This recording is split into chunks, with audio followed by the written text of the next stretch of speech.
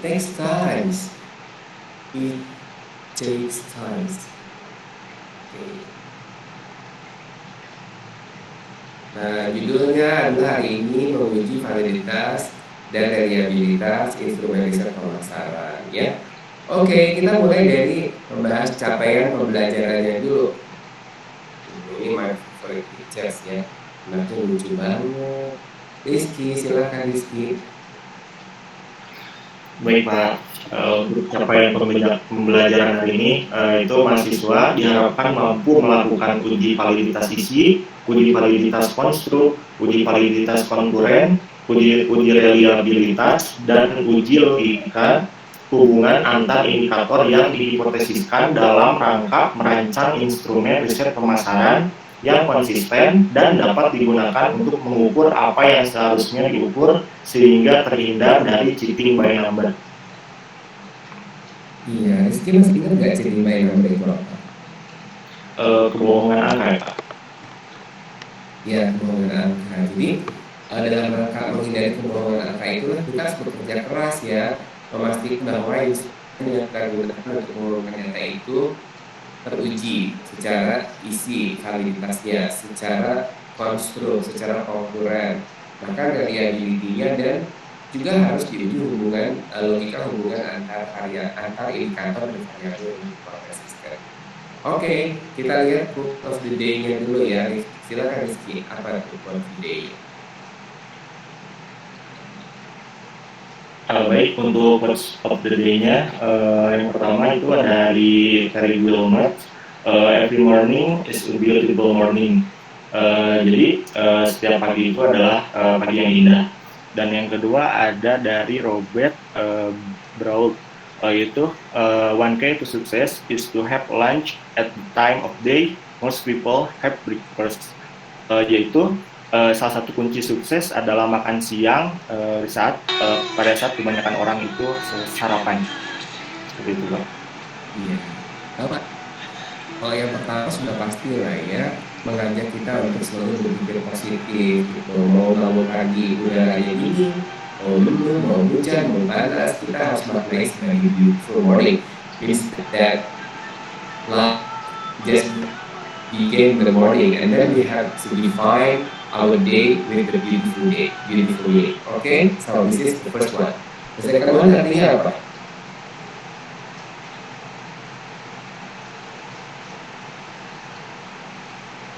Rizky, artinya apa kalau the second one?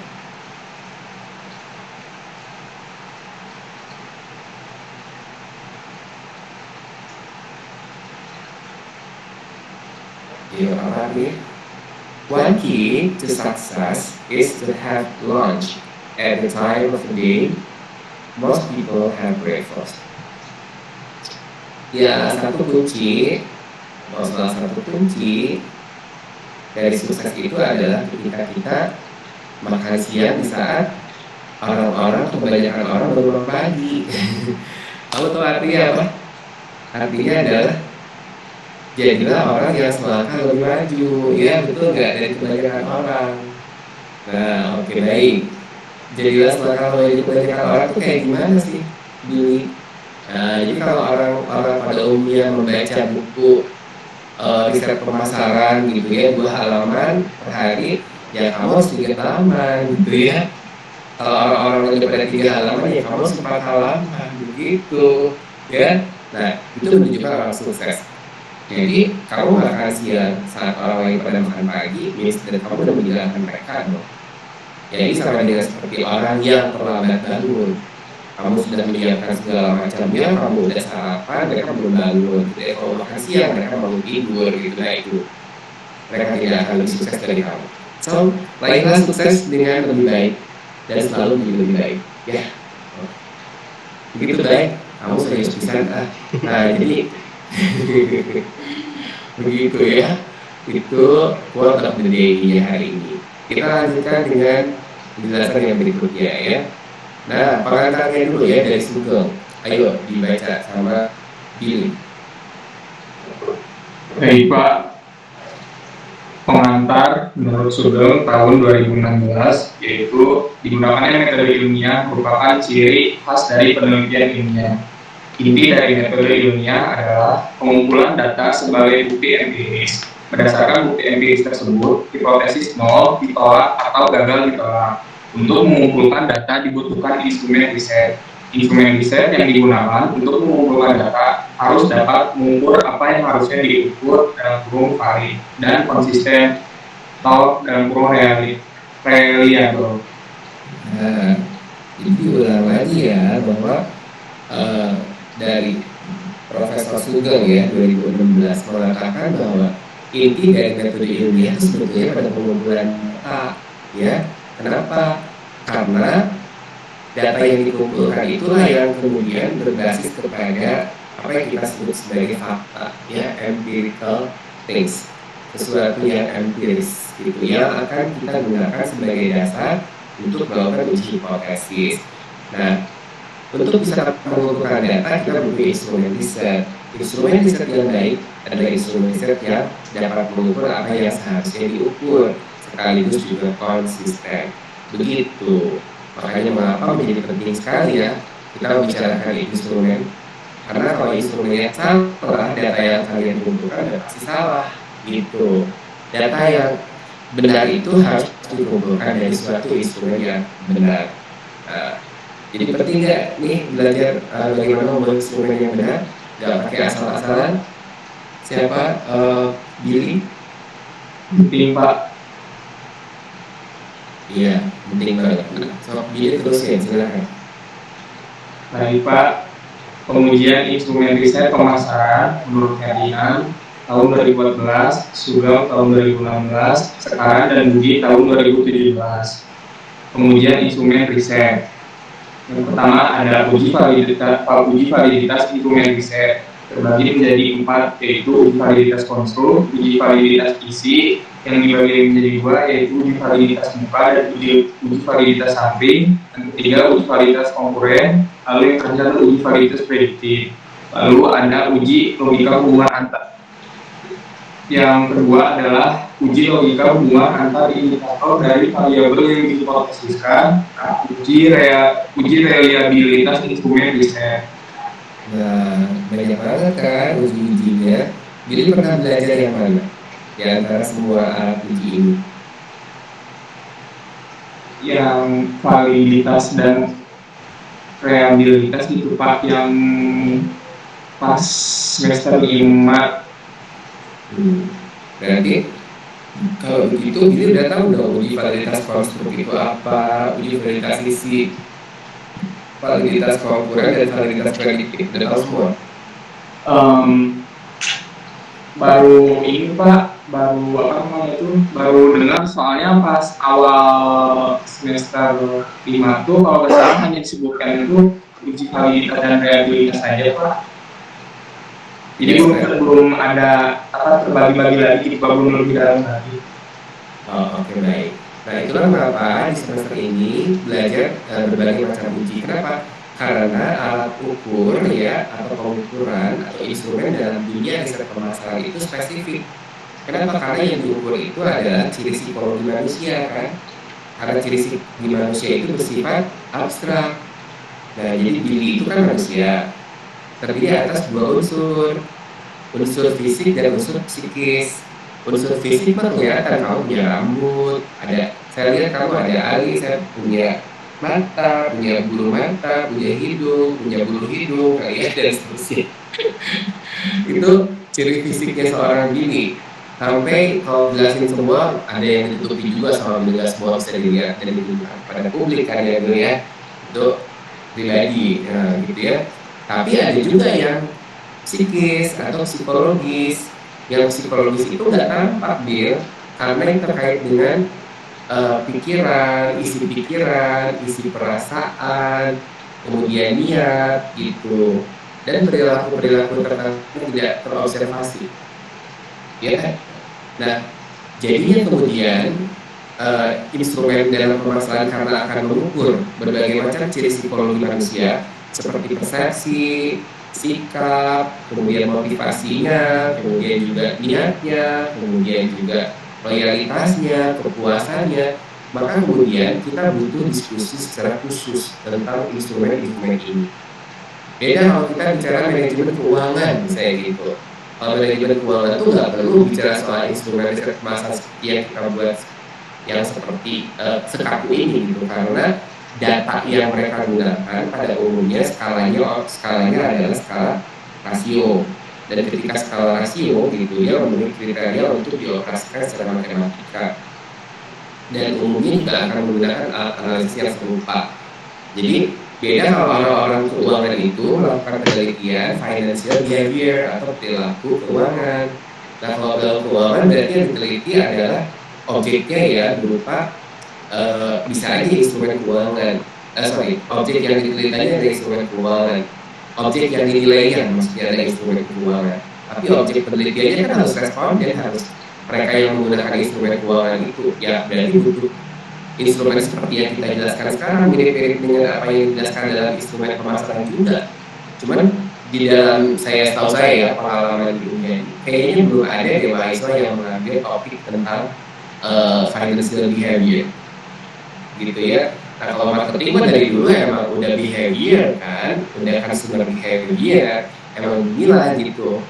Jadi kita kalau nge-regress bukan nge-regress angka-angka yang berasal dari data sekunder yang dikumpulkan melalui website tertentu, harga saham dan segala macam, bukan. Kalau orang marketing itu meregress data kuantitatif yang berasal dari konsep-konsep kuantitatif kan, yang diskalakan gitu kan. Nah, seperti itu. Jadi beda ya. Dan tantangannya mungkin agak lebih berat seperti disampaikan oleh Suci ya. Yang Suci masih ingat oke itu. Nah, itulah mengapa jadi lebih kompleks ya dalam marketing ini gitu. Nah, jadi semester 5 mungkin betul belum cukup ya kita bahas, karena metodologi penelitiannya kan untuk semua KBK ya. Di situ ada SDM, ada operasi, ada marketing, ada finance. Nah, karena tadi kita udah sepakati bersama itu berdasarkan kepada penjelasan Profesor Sugeng bahwa uh, inti dari metode ilmiah itu ada pada pengumpulan data. Karena pengumpulan data itu adalah pembuktian empiris yang nanti akan diuji hipotesanya oleh kita dan menghasilkan penolakan atau kemudian gagal menolakkan kita. Nah, oleh karena itu, karena akan digunakan untuk menguji hipotesa kita, maka instrumen riset kita itu harus betul-betul valid, harus betul-betul reliable, harus betul-betul dapat mengukur apa yang seharusnya diukur. Jadi kalau cuma ngandelin dari hasil riset sebelumnya, saya tugaskan untuk membuat indikator dari variabel X, lalu kamu mengumpulkan informasinya dari artikel yang udah ada, boleh. Itu tahap satunya aja. Tapi tahap berikutnya, tugas kita adalah menguji validitas dari semua instrumen itu. Gitu ya, paham ya? Ya baik, karena belum tentu cocok gitu loh. Instrumen yang digunakan oleh peneliti sebelumnya dengan instrumen yang digunakan penelitian ini nggak tentu cocok. Contoh misalnya ya, Bill, kamu udah membaca satu penelitian tentang bagaimana persepsi konsumen tentang suatu karya seni, statue. Statue itu sebuah patung raksasa yang ada di Makau sebagai simbol kota Makau. Terus kemudian instrumen itu kamu gunakan untuk mengukur Gedung Merdeka Bandung, misalnya karena penelitian kamu tentang heritage tourism yang objek dinilai itu adalah Gedung Merdeka. Ya kalau pakai aja gitu karena sama-sama heritage tourism, ya udah butir-butirnya saya pakai, nggak bisa gitu, nggak bisa begitu. Karena objek yang dinilainya berbeda, karakteristik atau sifat-sifat yang melekat kepada objek yang dinilainya beda. Jadi kita harus betul-betul terjun ke lapangan, kita betul-betul harus melakukan pengamatan Gedung Merdeka itu seperti apa. Itu baru deh kita bisa bikin instrumen yang valid. Ya iyalah, masa mengukur persepsi konsumen tentang patung disamain mengukur persepsi konsumen Gedung Merdeka, ya nggak nyambung dong. Tapi ada yang suka berargumen begitu dan itu nggak boleh. Ya, oke, paham ya sampai di sini? Nah, kalau paham, kita lanjutkan ke ini. Oh, baik. Silakan oleh siapa ya? Oleh Yasinta. Silakan Yasinta. Baik, Pak. Tahapan uji validitas dan reliabilitas instrumen pemasaran. Uji validitas konstruktif pada tahap 1 dikonstruksi oleh peneliti. Kemudian uji validitas fisik dinilai oleh panel ahli. Kemudian uji logika hubungan antar indikator dari variabel yang dihipotesiskan. Kemudian uji validitas konstruk pada tahap 2. Kemudian uji validitas konkuren dan uji reliabilitas. Nah, selesai. Panjang nggak ceritanya nih, ya Sinta? Waktu di semester 5 kemarin kan nggak bikin cerita kayak gini ya? Iya, Iya. Nah, di semester 5 kemarin, ya Sinta ada tugas bikin uji validitas nggak? cuman tugasnya itu uji reliabilitas. Oh, validitasnya enggak. Uji validitas dan reliabilitas, Pak. Nah, berarti kamu udah ngerti bagaimana cara menguji validitas. Tapi validitas yang mana yang pakai? Yang validitas konstruk, yang isi, yang konkuren, yang buka, yang sampling, yang mana? Ya kamu teliti. Yang kamu. Nah, jawabannya nggak tahu karena nggak diberitahu sama dosennya, ya. Iya, Pak. Gak apa-apa. Nah, yang ditugas di semester 5 itu namanya uji validitas konkuren. Gitu. Nah, biasanya melibatkan Anda menggunakan SPSS gitu. Anda input datanya di data editornya SPSS gitu. Anda klik ini klik itu keluar tuh output SPSS-nya yang menunjukkan korelasi antar skor item dengan skor total. Kalau ternyata R hitung lebih 0,3 maka dikatakan valid item itu gitu ya Sinta ya. Iya, Pak. Nah, itu disebutnya uji validitas konkuren. Jadi baru uji validitas konkuren tiba-tiba aja gini, ya ini dilewat tuh sama kamu, uji validitas konstruknya dilewat, uji validitas isinya dilewat, uji logika hubungannya dilewat, validitas konstruk tahap 2 dilewat, tiba-tiba uji validitas konkuren. Nah, sekarang kamu ngerti, boleh nggak kita melakukan hal itu sekarang? Tiba-tiba aja uji validitas konkuren. Tidak, Pak. Tidak boleh, karena saya udah pernah bilang waktu itu, apapun kalau judulnya angka, ya bisa dikorelasikan. Ingat nggak? Waktu itu saya pernah cerita, bagaimana kalau kita mengkorelasikan jumlah perkembangan bangau yang terbang dengan ibu hamil, gitu boleh ya? Dikorelasikan angka perkembangan jumlah bangau terbang dan ibu hamil, boleh nggak? Ya boleh, siapa yang mau larang? Terus ternyata korelasinya di atas 0,3 misalnya suci. Berarti kalau begitu apa artinya tuh suci? Ayo. Ada hubungan. Ada hubungan yang positif ya antara bangau terbang dan ibu hamil. Tapi semakin banyak bangau terbang, semakin banyak yang hamil gitu ya kesimpulannya. Tuh, Bayu aja ketawa. Gimana Bayu? Kamu setuju? Logis nggak itu? Logis nggak? Enggak, Pak. Nggak logis lah ya, orang bangau dengan ibu hamil ya nggak nyambung lah gitu ya. Nah, jadi kalau kita uji validitas konkuren seringkali terjebak hanya di wilayah angka gitu. Kita lupa bahwa sebenarnya angka itu nggak boleh bohong. Angka itu harus mencerminkan ukuran yang sebenarnya. Mungkin kalian udah nggak sabar ya sekarang ingin tahu seperti apa sih uji validitas konstruk, isi, logika, uji logika hubungan dan seterusnya. Nah, kita akan kalian boleh tanya dulu, karena kan saya udah kasih warning sama Bayu kemarin, Baik, kamu mesti bikin paling tidak berapa 12 pertanyaan ya, paling sedikit ya Baik, 12 pertanyaan dan masing-masing pertanyaan berasal dari setiap kelompok adalah minimum 2 gitu. Ya Baik, itu ya Baik. Iya, Pak. Udah dikumpulkan di Bayu atau di masing-masing kelompok? Di masing-masing kelompok, Pak. Oke. Sudah ada yang mau bertanya belum sekarang dari kelompok 1 sampai 6?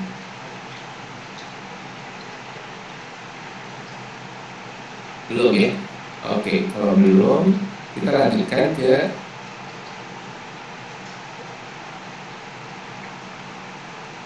uji validitas konstruk. Tapi kita bisa konstruk dulu ya. Ya, oke, silakan Bayu. Konstruk itu apa?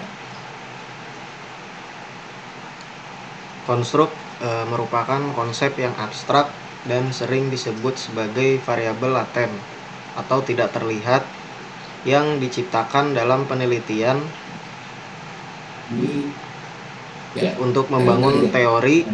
Menurut Supranto dan Lima Krishna tahun 2016, konstruk adalah sebuah bangunan variabel yang tidak dapat diamati secara langsung, tetapi harus dikonstruk atau dibangun dari beberapa amatan yang relevan. Menurut Ferdinand tahun 2014, peneliti menciptakan konstruk dengan jalan mengombinasikan konsep yang sederhana dan konkret. Menurut Supranto dan Lima Krishna tahun 2016, konsep tidak sama dengan fenomena dan tidak sama juga dengan persepsi. Konsep adalah abstraksi atau gambaran mental tentang sesuatu hal atau kejadian. Menurut Sugeng tahun 2016. Iya, baik ya. Memajukan kira-kira dalam komunikasi ini memajukan itu. Memajukan.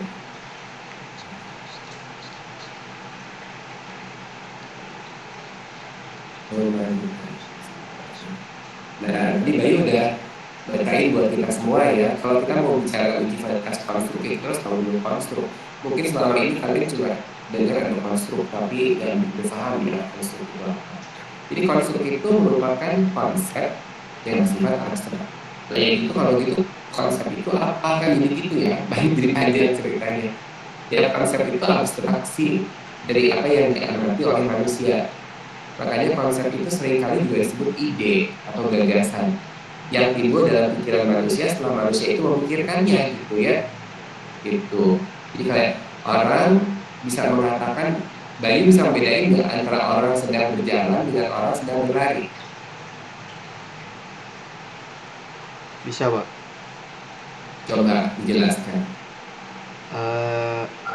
Dilihat dari kecepatannya, Pak, dan langkahnya. Iya, kecepatan dan langkah kecepatan langkah per apa maksudnya? Berapa langkah per detik atau bagaimana ngomongnya gitu? Ukuran yang benar. Berapa langkah per detik mungkin, Pak? Iya. Berapa langkah per detik? Iya. Oke.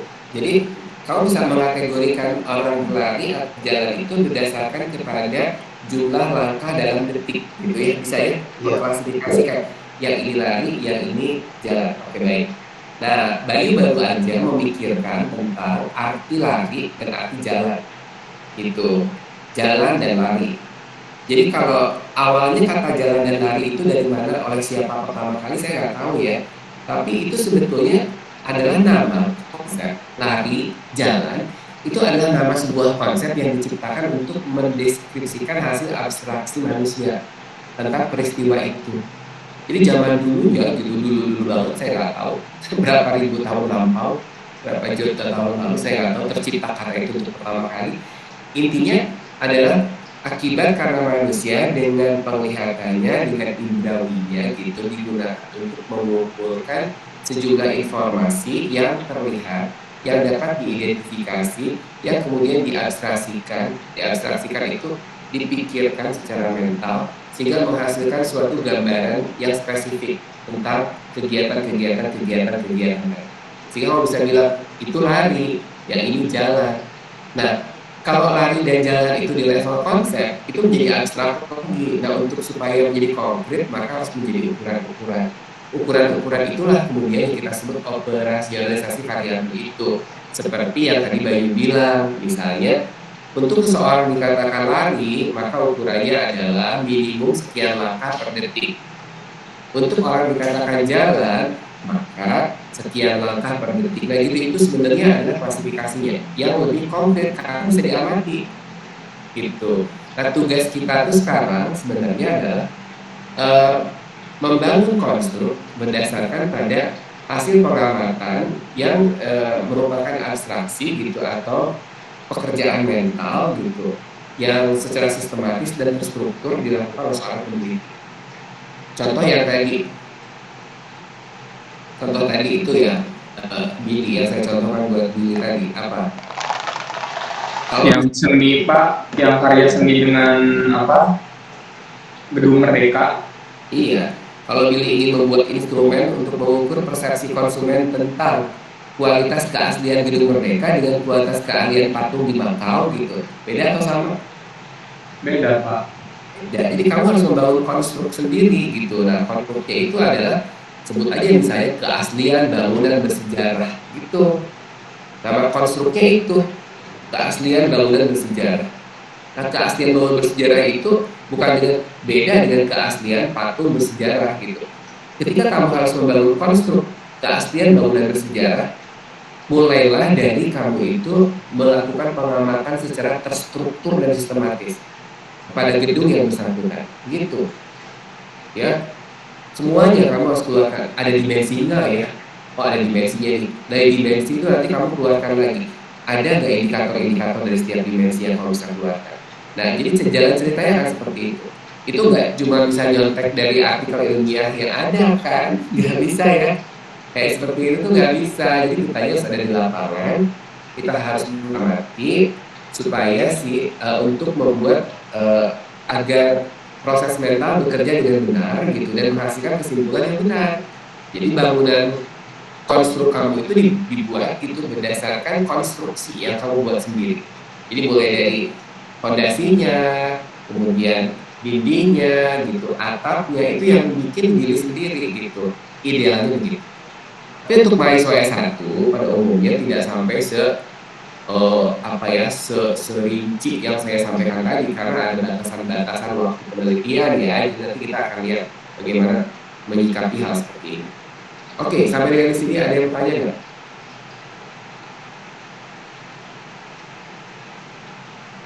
Ya, disebut konstruk karena harus dikonstruksi, harus dibangun, ngerti ya? Jadi kayak konstruk itu adalah bangunannya yang dikonstruksi lewat suatu proses membangun, mengonstruksi, ngerti ya? Gitu. Jadi nggak akan ada rumah kalau tidak dimulai dari si pembuat rumah itu mengonstruksi atau membangun rumah itu dari awal, dari fondasinya.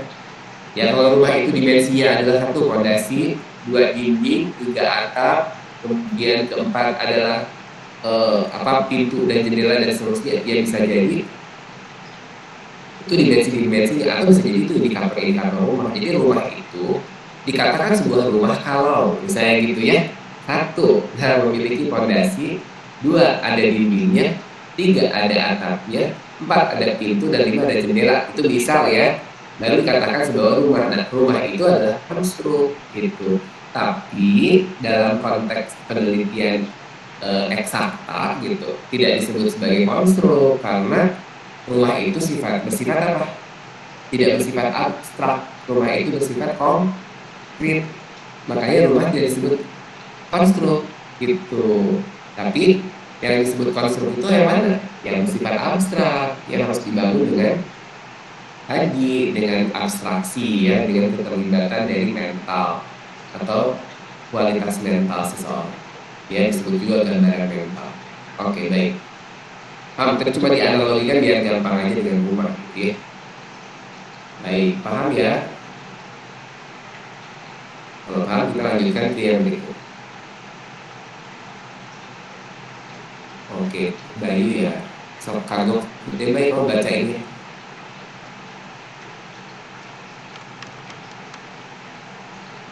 Uji validitas konstruk.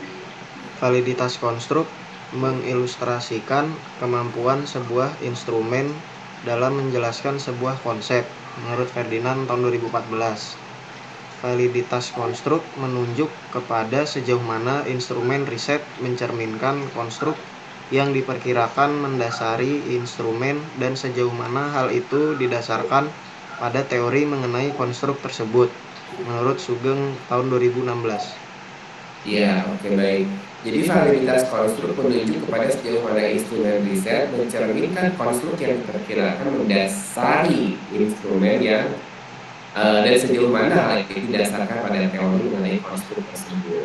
sejauh mana instrumen riset mencerminkan konstruk yang diperkirakan mendasari instrumen, mendasari tampilan, ya ini ada yang kelewat ya, maaf ya,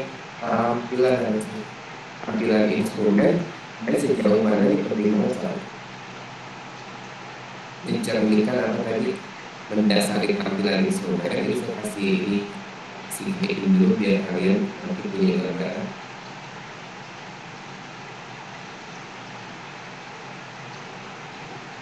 Dan sejauh mana ini hal itu didasarkan pada teori mengenai konstruk tersebut. Ini penting. Ya. Nah, nanti kalau kamu udah bikin konstruksi, gitu, kalau misalnya analoginya ya, kalau suci membuat rumah itu kan dimulai dari fondasi, kemudian bikin dinding, bikin atap, kasih pintu, kasih jendela. Kan jadilah rumah nanti namanya ya. Waktu fondasi aja kan bukan rumah, waktu dinding aja ya bukan rumah. Waktu dikasih sudah membentuk, kasih atap itu dalam bentuk rumah. Tapi ketika kamu lengkapi dengan jendela dan pintu, udahlah jadi rumah gitu, sudah dikasih lantai. Nah, tampilan akhirnya berupa apa? Berupa rumah kan. Nah, sama gitu. Jadi kalau kita bikin instrumen, pada akhirnya ketika kita konstruksi gitu menjadi konstruk yang kita maksud, akhirnya membentuk instrumen itu sendiri yang kita sebut sebagai tampilan instrumen. Jadi kalau kita bicara tentang tampilan instrumen, siapa yang akan mengukur tampilannya? Ya kita sebut uji validitas isi. Biasanya yang memberikan penilaian adalah panel ahli. Jadi kalau kalian nanti bikin usulan penelitian, ya panel ahlinya itu dosen-dosen penelaah, dosen pembimbing, dosen penelaah, dia akan melakukan uji validitas isi atas instrumen yang kalian akan usulkan itu gitu. Tapi yang masuk siapa ya? Anda dong. Yang masuk peneliti dibantu sama pembimbing biasanya. Nanti ketemu penelaah kan, sama ini masih kurang, ini masih begini, ini masih begitu. Nah, itulah kita sebut sebagai uji validitas isi. Paham ya? Jadi mana duluan nih, uji validitas konstruk dulu atau isi dulu?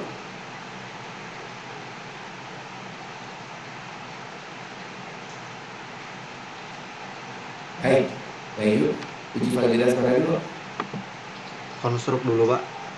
Ya, tapi uji validitas konstruk kan dibagi dua juga gitu. Kalau tadi mau konstruksi bangunannya, tapi nanti juga perlu diuji secara statistik. Ada ujinya, ya. Oke, baik. Kita lanjutkan ke bagian berikutnya, menguji validitas konstruk tahap 1, ya.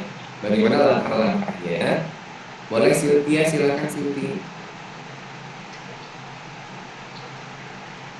Menguji validitas konstruk tahap 1 menurut Sugeng 2016 dan Supranto dan Liman Krishna 2016. 1. Peneliti memastikan bahwa validitas konstruk diuji dengan menggunakan pendekatan logika melalui proses penalaran dan pendekatan empiris melalui pengamatan dan pengalaman. 2. Peneliti memulainya dengan mempelajari secara dari konstruk yang telah disampaikan peneliti sebelumnya pada sebuah artikel ilmiah yang diterbitkan pada jurnal internasional bereputasi yang diterbitkan dalam 5 tahun terakhir. 3. Peneliti mempelajari operasionalisasi variabel dari konstruk yang akan diukur merujuk pada sumber tersebut. Yang 4. Peneliti mendeskripsikan secara rinci objek yang dinilai dalam penelitinya berdasarkan hasil pengamatan mendalam di lapangan. Yang kelima, peneliti memadukan hasil pemikiran peneliti sebelumnya, butir 3, dengan temuannya, butir 4, dalam merumuskan butir-butir atau faktor-faktor yang atau variabel laten. Iya, untuk yang jadi Silti harus dan teman-teman semua ini ya harus tahu bahwa melakukan uji validitas konstruk itu harus berdasarkan pendekatan logika dan pendekatan empiris. Itu dua ya, logika dan empiris. Jadi tidak bisa kita mengabaikan logika aja, mengandalkan kepada pemikiran orang lain, titik itu tuh bisa ya, harus kita menggunakan your own logic thinking. Kemudian pendekatan empiris menunjukkan bahwa mau tidak mau Silvi harus ke lapangan gitu untuk mengetahui gitu ya objek yang kamu akan nilai itu. Jadi kamu tidak bisa berhayal gitu dan hanya mengandalkan atribut dari instrumen yang ada di artikel ilmiah yang kamu kumpulkan itu, nggak bisa. Harus betul-betul kamu kenali. Jadi kalau Sylvie ingin mengukur persepsi konsumen tentang kualitas handphone, ya Sylvie harus memperdalam betul-betul handphone itu apa, gitu ya. Bisa dipahami ya. Nah, handphone sendiri adalah objek yang dinilai kan, sementara persepsi adalah atribut dari objek penelitian kita, atribut yang melekat kepada responden atau kepada elemen atau subjek penelitian sebagai anggota dari sampel. Nah, begitu lagi adalah langkah-langkahnya. Jadi langkah yang sering kali diabaikan itu yang ini nih, yang ini nih, nah ini nih, yang saya kasih biru aja ya, supaya kalian tahu. Ini sering diabaikan tuh. Apa Silvi, langkah apa tuh Silvi, coba dibaca lagi. Yang sering diabaikan. Langkah keempat, peneliti mendeskripsikan secara rinci objek yang dinilai dalam penelitiannya berdasarkan hasil pengamatan mendalam di lapangan. Nah, itu jarang dilakukan mahasiswa. Kenyataannya mereka coba mengatakan, kan udah ada apa di paper sebelumnya, cara ukurnya begini, udah ikuti ini aja. Ya boleh, tapi ingat ya, kita sering menemukan mahasiswa kadang menggunakan artikel-artikel yang tidak dianjurkan sebagaimana nomor 2. Kemudian kalaupun menggunakan nomor 2 gitu, artikel yang terbitkan pada artikel yang terbitkan pada jurnal ilmiah dalam 5 tahun terakhir dan jurnal interpretasi, itu mengukur objek yang berbeda gitu atau sedikit berbeda, tapi kamu gunakan untuk mengukur objek yang dinilai dalam penelitian kalian. Itu harus hati-hati karena perlu diadaptasi atau perlu dimodifikasi dulu. Nah, modifikasinya tetap harus menggunakan langkah 4 ini, gitu ya. Karena kan suka aneh-aneh aja, coba ada yang mengukur donat misalnya, yang mengukur persepsi konsumen tentang donat suatu merek tertentu, sebutlah brandnya misalnya, brandnya apa, donat madu ya yang ada di Cimahi. Masa sih diukur juga daya tahan donat gitu, coba Suci, lucu nggak daya tahan donat diukur? Ya kan donat itu masuk kategori perishable goods. Ya, perishable goods secara teori dulu ya, secara teorinya donat itu masuk kategori convenience goods yang staples. Staples pun masuk kategorinya perishable yang sangat cepat atau yang sangat tidak tahan lama. Itu artinya dia itu gampang rusak. Jadi kalau kita mengukur daya tahan sebuah donat yang nggak relevan sama sekali, kan sudah tahu bahwa dibeli untuk dimakan segera. Masa daya tahan? Kalau penelitian tentang objek yang dinilainya motor, mobil, handphone, ditanya daya tahan sih ya boleh-boleh aja ya. Coba deh tanya donat daya tahannya, nggak lucu gimana nih? Kamu nggak tahu ya? Ya, jadi tidak sembarang. Kan ini juga sama-sama mengukur kualitas produk Pak, karena dari artikel ilmiahnya. Produknya apa kan gitu. Jadi kalian harus tahu dong, objek yang dinilainya beda gitu. Ya, yang satu traktor, ini donat, gimana dong? Jauh amat ya traktor dengan donat. Jadi nggak bisa gitu. Reliability-nya diukur, wah gitu ya. Oh ya silakan aja asal memiliki relevansi gitu ya. Sepanjang tidak memiliki relevansi ya tidak boleh. Sampai di sini dulu, siapa yang mau bertanya? Nah, jadi langkah yang pertama ini langkah yang sangat penting banget ya, uji validitas konstruk tahap 1 gitu. Kalian sadar nggak kelemahannya apa kemarin kalau begitu pada waktu OVAR-nya dibuat? Seringkali kalian hanya mengandalkan ini nomor 2, betul nggak? Tapi kalian tidak pernah apalagi kelompok Suci gitu ya, yang kalaupun Suci pernah pergi ke Bromo gitu, tapi itu long time ago, and then mungkin nggak ada perubahan sekarang. Dan kenapa penelitian itu kenapa kita itu disebut kenapa penelitian itu menghasilkan suatu atau memberi kontribusi pada pengembangan ilmu? Karena sebenarnya kata kuncinya adalah penelitian itu kan mutakhir, kekinian, yang terkini. Berarti data yang dikumpulkan secara empiris dari objek yang kondisinya sekarang gitu. Jadi nggak bisa kita sambil ngebayangin dulu gitu, itu udah lewat. Nggak boleh ya Suci. Sekarang mungkin ada perbedaan atmosfernya, jadi kita harus betul-betul concern dengan nomor 4 ini. Jadi kepaksalah kelompok Suci pergi ke Bromo dulu, untuk mengumpulkan informasi tentang kondisi empiris dari objek yang akan dinilai gitu ya. Makanya kalau bikin objek riset itu jangan jauh-jauh banget, itu costly loh, biaya loh, ya. Tapi ini kan lagi latihan kemarin. Oke, kamu ganti sekarang jalan Bromo nih kalau gitu ganti Tangkuban Perahu, itu yang dekat gitu ya. Ya boleh-boleh aja.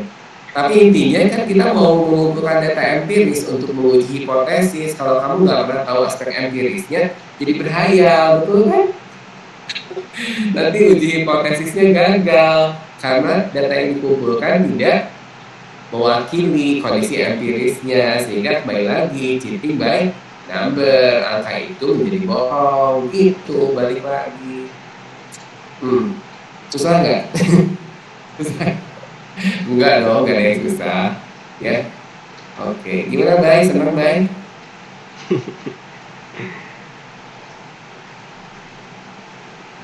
Maksudnya paham gitu, senang apa enggak ya, paham apa enggak?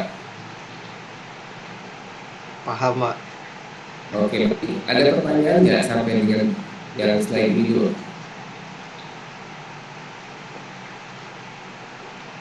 Kalau apa pertanyaan kelompok boleh diajuin mulai dari sekarang apa di belakangnya, Pak? Yang boleh dong, kan boleh. Dari tadi saya udah buka peluang kan buat pertanyaan kelompok, silahkan. Mau nanyain itunya, Pak, apa definisi konstitutif yang ada di langkah keduanya itu bagaimana ya, Pak, maksudnya? Definisi konstitutif, kamu nggak tahu definisi konstitutif ya, istilah itu ya. Ini Masih kurang ya paham, Pak. ini ya ini ya, saya kasih warna dulu ya. Nah ini juga teman-teman kamu juga sama nggak paham. Jadi kelihatan saya kasih warna hijau dulu ya. Saya suka banget warna hijau, warna merah, sama warna biru. Jadi saya suka warna ini. Nah, definisi konstitutif ya. Jadi peneliti memulainya dengan mempelajari secara saksama definisi konstitutif. Saya gini ya, Bayu mau mengukur keaslian atau authenticity dari bangunan bersejarah di Kota Bandung. Itu penelitian marketing dalam heritage tourism atau warisan budaya. Warisan budayanya dalam kelompok kelas peninggalan kolonial, gitu ya. Jadi ceritanya Bayu tuh pengen tahu apakah konsumen itu menganggap bangunan-bangunan bersejarah di Kota Bandung itu terjaga keasliannya atau tidak, maunya begitu, mau tahu ya. Nah, apakah keaslian bangunan bersejarah itu membuat kemudian mereka pengen balik ke Bandung lagi? Enggak, gitu. Pengen tahu kan hubungan itu, betah nggak tinggal di Bandung karena bangunan tuanya itu terjaga dengan baik keasliannya.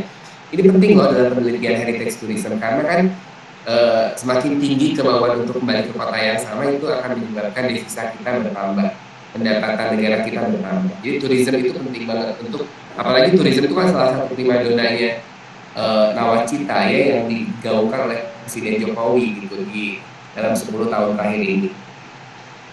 Oke, baik. Jadi kalau kita ingin tahu apa sih kalau gitu authenticity atau keaslian itu, kamu kan bingung ya, masa nyari di kamus? Gak boleh. Keaslian adalah itu mah namanya definisi kamus, ada dictionary definition. Tapi kalau definisi kamus nggak dipakai dalam dunia ilmu pengetahuan, gitu ya. Kalau dalam konteks ilmu pengetahuan, kamu harus nyarinya kemana untuk tahu keaslian? Ke artikel ilmiah.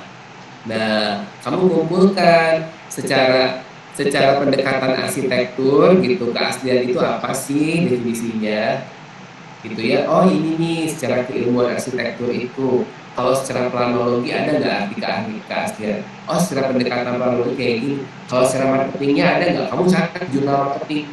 Oh ternyata ketahuan ada juga nih jurnal tentang heritage tourism, tentang warisan budaya. Di situ juga ada tuh salah satu artikel yang mengungkapkan definisi tentang keaslian, bahkan keaslian bangunan. Ya kamu ambil aja definisi itu gitu loh. Ya, biasanya si pembuat tulisan itu menjelaskan asal usul definisi datang dari mana. Dia akan mengatakan bahwa ini sebetulnya definisi itu berasal dari pengamatan panjang gitu ya, dan merupakan kombinasi dari beberapa ilmu, misalnya salah satunya ilmu arsitektur misalnya gitu, yang dipakai dalam dunia marketing gitu. Nah, jadi Definisi konstitutif itu adalah definisi yang dibuat oleh peneliti untuk kepentingan penelitian, yang kemudian yang tadi yang nantinya itu digunakan untuk mengonstruksi gitu ya si konstruknya. Definisi konstitutif itu juga sebetulnya berangkat dari konstruk yang dimaksud. Contoh tadi, keaslian bangunan bersejarah. Itu kan konstruk yang kita akan bangun gitu dari hasil pengamatan kita terhadap bangunan bersejarah di Kota Bandung. Mungkin beda dengan bangunan bersejarah di Thailand, beda dengan bangunan bersejarah di New York gitu. Sehingga kemudian kita punya ciri khas dalam mengonstruksi bangunan itu. Nah gitu, paham ya yang saya maksud. Jadi definisi konstitutif itu dibuat oleh para peneliti untuk kepentingan penelitian sebenarnya. Sehingga definisi konstitutif itu berbeda dengan definisi kamus. Oke ya. Jadi gampangnya untuk tahu definisi konstitutif adalah membaca artikel ilmiah yang diterbitkan dalam jurnal ilmiah dalam 5 tahun terakhir. Tapi usahakan loh ya, yang Bayu baca itu adalah artikel-artikel yang dipublikasikan dalam jurnal ilmiah bereputasi. Nah, yang seperti apa yang diterbitkan? Yang publishernya itu seperti misalnya Emerald, kemudian Elsevier, kemudian bisa misalnya apa ya yang terkenal yang ada pernah ambil mungkin artikel-artikelnya seperti AMA, dia American Marketing Association Journal, ya seperti juga yang saya tunjukkan gambarnya di sini tuh, Journal of Marketing Management dan Journal of the Academy of Marketing, itu jurnal-jurnal reputasi misalnya yang masuk kategori dalam kelas tinggi ya. Itu tidak gampang sih para dosen menulis di situ ya, karena kriterianya luar biasa tinggi. Nah, kamu usahakan baca-bacanya seperti itu. Jadi nanti konstruk yang kamu dapetin definisinya itu akan lebih mudah memandu Bayu saat Anda itu menurunkan dalam bentuk dimensi-dimensi, dalam menurunkan dalam bentuk indikator-indikator gitu. Paham ya? Udah, satu pertanyaan aja, baik. Sudah Pak. Berarti memang kalau definisi konstruk itu bukan didefinisikan dari kamus gitu ya Pak? Bukan. Ya, dan bahkan sebenarnya kamu pun juga Bayu bisa bikin definisi sendiri. Tapi itu biasanya dilakukan oleh mahasiswa S3 yang mengonstruksi konsep baru gitu. Jadi mahasiswa S3 itu kan harus menyumbangkan novelty atau kebaruan. Nah, kebaruan itu adalah berupa konsep baru atau konstruk yang baru yang diusulkan kepada promotornya gitu, untuk kemudian didiskusikan bagaimana cara mengonstruksi, dan jadilah konstruk baru itu sebagai kebaruan si mahasiswa S3 ini. Yang membedakan antara S2 sama S1 kan di situ sebenarnya, mahasiswa S3 harus bisa mengonstruksi konstruk sendiri yang kalau bisa baru bagi dunia, belum ada sebelumnya gitu. Contoh ya, saya tahun ini saya untuk penelitian saya sendiri, saya mengonstruk local community event. Local community event itu adalah event komunitas lokal. Kamu tahu nggak di Jalan Asia Afrika Bandung itu ada komunitas namanya Komjuri? Tahu ya? Tidak Pak. Itu loh yang hantu-hantu gentayangan itu di Asia Afrika, di dekat Gedung Merdeka. Suka lihat apa enggak? Enggak Pak. Aduh, Bayu nggak tahu. Iya ternyata kakak nggak pernah ke Bandung. Belum pernah Pak. Oh, yakin? Belum pernah melihat itunya Pak. Lokal community eventnya Pak. Kamu tahun-tahun Bandung pernah nggak? Sudah pernah Pak, tapi belum pernah melihat itu. Oh, mungkin nggak di sore hari ya kamu datang ke sananya. Iya Pak. Siapa yang udah pernah ke Asia Afrika dan melihat hantu-hantu bergentayangan? Ayo, siapa? Bill udah pernah, Bill? Sudah Pak. Udah kenalan belum sama mereka? Belum sih Pak, paling kayak cuma ngeliat doang gitu Pak. Cuman rata-rata emang yang datang itu bisa turis lokal, tapi yang dari luar kota gitu loh Pak. Mereka kayak menyempatkan gitu loh di situ, terus sambil foto-foto biasanya. Iya. Nah, Tahun lalu penelitian saya tentang kawasan Asia Afrika dan Braga sebagai objek yang dinilai. Apanya? Keaslian bangunan dan sejarahnya, jadi authenticity dan walkability. Nah, sebelumnya penelitian authenticity itu banyak dilakukan oleh para ilmuwan di bidang arsitektur. Tapi belakangan saya melihat bahwa marketing juga membutuhkan atau bisa mengangkat ini sebagai salah satu konstruk baru, sehingga saya usulkan itu. Kemudian saya memadukan dengan walkability. Walkability itu adalah kenyamanan bagi para pejalan kaki. Yang namanya kita menikmati bangunan bersejarah kan dari luar, bukan dari dalam. Mau tidak mau kan kita harus padukan juga dengan salah satu konstruk yang lain, namanya walkability. Nah, walkability itu adalah konsep yang banyak dibahas di planologi, bukan di dunia marketing. Saya pinjem tuh, jadilah kebaruan saya tahun lalu, walkability, authenticity. Nah, tahun ini saya mengusulkan lagi gitu kebaruan saya gitu untuk riset saya tahun ini. Jadi yaitu tadi peran dari jurik-jurik itu, kehadiran jurik itu bagi wisatawan itu dipersepsikan apa sih, dan apakah memungkinkan mereka untuk jadi setia kepada kota Bandung. Nah, jadi sih local community event ini dijadikan bukan variabel independen sama saya, bukan juga intervening, tapi jadi variabel moderating, karena dia fungsinya untuk memperkuat kepuasan pelanggan hubungannya dengan keinginan untuk berkunjung kembali. Nah, nanti juga gini, peran authenticity terhadap loyalitas terhadap niat untuk berkunjung kembali dimediasi oleh kepuasan turis. Nah, kepuasan turis itu dimoderasi oleh local community event, oleh si juri itu. Nah, kehadiran komunitas juri itu apakah kemudian memperkuat kepuasan konsumen terhadap kepuasan turis terhadap keinginan untuk berkunjung kembali ke Bandung? Nah, gitu.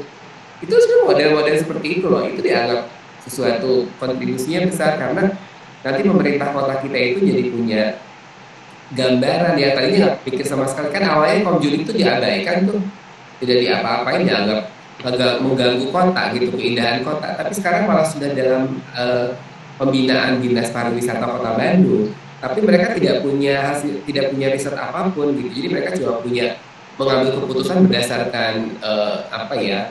Saya nggak ngerti apa, tetapi intuisi mungkin saya nggak tahu. Tapi sekarang mencoba untuk riset untuk memberikan kontribusinya gitu kepada pemerintah Kota Bandung terkait pariwisata Kota Bandung. Jadi hal-hal simpel sebenarnya ya, tapi kan nggak kepikir sama orang, tidak kepikiran sama orang. Jadi nggak usah riset yang aneh-aneh yang wah enggak sebenarnya, tapi bermanfaat gitu loh bagi stakeholders, bermanfaat bagi pengambil keputusan. Nah, nanti kalau riset saya misalnya disetujui protokolnya tahun ini, itu akan dijalankan, terus kemudian nanti akan apa namanya, akan mulai mengumpulkan data gitu, olah data segala. Kalau hasilnya ternyata si komunitas lokal, event komunitas lokal itu betul-betul memiliki peran moderasi, artinya memang mereka perlu dibina dengan serius gitu, karena memberikan kontribusi pada niat berkunjung kembali wisatawan lokal walaupun domestik ya, tapi dari luar kota Bandung, dan itu juga mereka mengeluarkan uang di kota Bandung kan. Mereka makan, mereka di hotel, mereka juga, jadi artinya mereka meningkatkan disebutnya apa, pendapatan domestik kota Bandung. Nah gitu. Jadi ujung-ujungnya sih situ larinya. Jadi kontribusinya besar bagi ekonomi suatu wilayah. Nah, saya ngambilnya temanya adalah tadi marketing, memasarkan kota atau place, marketing places, memasarkan suatu wilayah. Jadi ada bukunya ya, Mbak ini ya, namanya Marketing Places. Yang bikin bukunya juga Kotler kok. Ya, bagaimana memasarkan suatu negara, bagaimana memasarkan suatu kawasan, bagaimana memasarkan, kita kerjasama dengan negara Asia Tenggara lainnya untuk mempromosikan Asia Tenggara itu kawasan. Kita bisa memasarkan provinsi, gubernur ya, kita bisa memasarkan kota, tugas wali kota, kita bisa memasarkan bahkan gitu ya RW kita sendiri, berarti lewat RW ya. Jadi gimana caranya supaya itu jadi tempat yang bisa dijadikan area yang membuat orang tertarik gitu kan. Oke, menarik nggak tuh Billy yang kayak gitu? Menarik Pak. Iya, kan di Malang tuh ada kampung warna-warni yang dikunjungi banyak turis. Pernah ke sana ya? Belum belum pernah kok Iya, kesana. iya, saya pernah ke sana juga. Jadi kampung aja gitu sebenarnya sih ya, pada umumnya kampung, cuman dicatnya warna-warni. Jadi gentingnya, dinding juga. Ya unik aja gitu di tengah-tengah kota Malang, tiba kita bisa melihat sebuah perkampungan yang warna-warni. Tapi kan jadi tempat wisata. Dan kita kalau mau masuk ke situ lewat satu gang ya, di apa namanya, di situ kita mesti bayar, even cuma 2.000 rupiah, tapi kan penghasilan buat RW setempat. Terus nanti dikasih itu, dikasih apa tuh Suci, kalau kita ke pernikahan namanya cenderamata. Merchandise. Merchandise, merchandise simpel aja sih, terbuat dari kain flanel, tapi itu menyimbolkan kampung warna-warni itu, gitu ya. Unik sih. Jadi mereka eh, punya pendapatan sangat-sangat lokal gitu di wilayah RW, tapi itu kan bisa membangun RW setempat gitu ya, secara mandiri. Bagus ya. Oke, ide kan nanti buat Billy untuk ngajak teman, untuk ngajak warga RW setempat di tempat Billy tinggal untuk ngecat warna-warni. Ini Bandung punya tempat warna-warni juga. Oke, baik. So itu ya, baik, penjelasannya baik. Cukup atau tidak? Cukup, Pak. Terima kasih, Pak. Sama-sama. Kita lanjutkan ke uji validitas konstruk tahap 2. Nah, yang ini. Suci, silakan Suci. Baik Bapak, menguji validitas konstruk tahap 2 Sugeng 2016, Supranto dan Bimakrisno tahun 2016. Pertama, penguji memastikan bahwa validitas konstruk diuji dengan menggunakan pendekatan logika melalui proses penalaran dan pendekatan empiris melalui pengamatan dan pengalaman. Yang kedua yaitu mengembangkan teori tentang konstruk dengan mengusulkan faktor-faktor atau ciri-ciri yang membentuk konstruk. Yang ketiga, menaruh hipotesis dari teori yang mendasari konstruk tersebut. Yang keempat, menguji hipotesis dilakukan berdasarkan analisis faktor.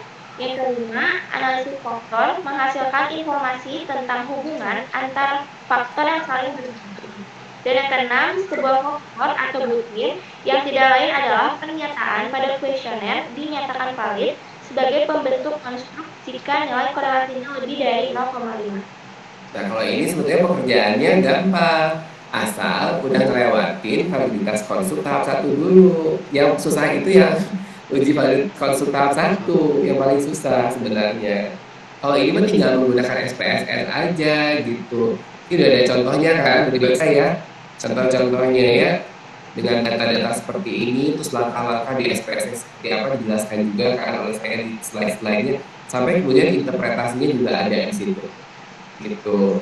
Nah, saudara bisa lihat di sini tuh, ya hasil akhirnya itu di anti-image correlation-nya itu, Anda bisa lihat di sini matriks X21, X21, X22, X22 menunjukkan korelasi yang tinggi di atas 0,5 semua, 0,75, 0,742 dan seterusnya. Ini menunjukkan bahwa, ini interpretasinya langsung ya, bahwa apa disebutnya, item-item pada kuesioner untuk mengukur konstruk satu gitu ya, konstruk satu sebutlah tadi misalnya authenticity dengan menggunakan 5 item 1, 2, 3, 4, 5 ini valid gitu ya. Jadi si butir-butir pernyataan pada kuesionernya itu valid karena angka koefisien korelasinya, nilai koefisien korelasinya di atas 0,5. Itu kalau kita menggunakan analisis faktor gitu ya. Tetapi kan yang susah itu ya buat X21, X22 dan sampai X25-nya sebenarnya yang tantangan terbesar. Karena itu konstruksi, ini kan konstruksi, ini adalah faktor dari konstruk kan yang membentuk konstruk itu. X21, X22, 23, 24, 25 ini adalah faktor-faktor atau butir-butir yang membentuk konstruk tadi. Gitu ya. Konstruk keaslian bangunan, konstruk walkability, konstruk local community event, konstruk perceived value of tourist gitu, konstruk satisfaction, konstruk niat untuk berkunjung kembali, itu mau dikonstruksi karena semuanya abstrak kan. Apa di sini siapa yang mau tanya?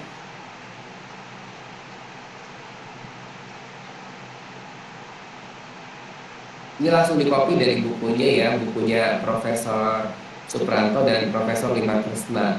Jadi saya ambil langsung contohnya supaya gampang. Nanti kalau kalian mau kerja di rumah ya, bikin tugas tentang uji validitas konstruk, tapi dengan menggunakan analisis faktor.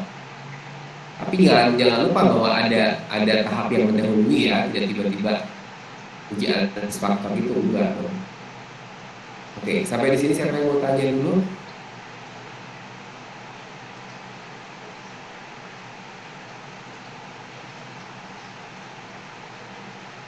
Oke, grup-grup lain jangan yang nanya ya, nggak apa-apa ya. Kita lanjutkan dulu aja. Uji validitas isi. Sekarang, Bella, silakan Bella.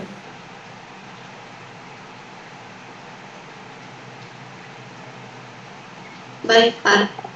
Uji validitas isi. Validitas isi menunjukkan tingkat keterwakilan kawasan isi, substansi, materi, masalah, topik yang diukur. Menurut Sugeng tahun 2016. Validitas isi, maaf Pak, kurang kelihatan. Oh, gitu. Ini, kelihatan nggak? Iya, sudah Pak, terima kasih. Validitas isi memastikan bahwa pengukuran memasukkan sekumpulan butir yang memadai, yang mewakili atau mengungkap konsep yang diukur. Menurut Sekarang M. Bugi tahun 2017, validitas isi menggambarkan kecocokan sebuah instrumen dalam menjelaskan isi sebuah konsep. Ferdinand tahun 2014. Semakin butir skala mewakili wilayah atau keluasan konsep yang diukur, semakin besar validitas isinya. Sekarang dan Bogi tahun 2017.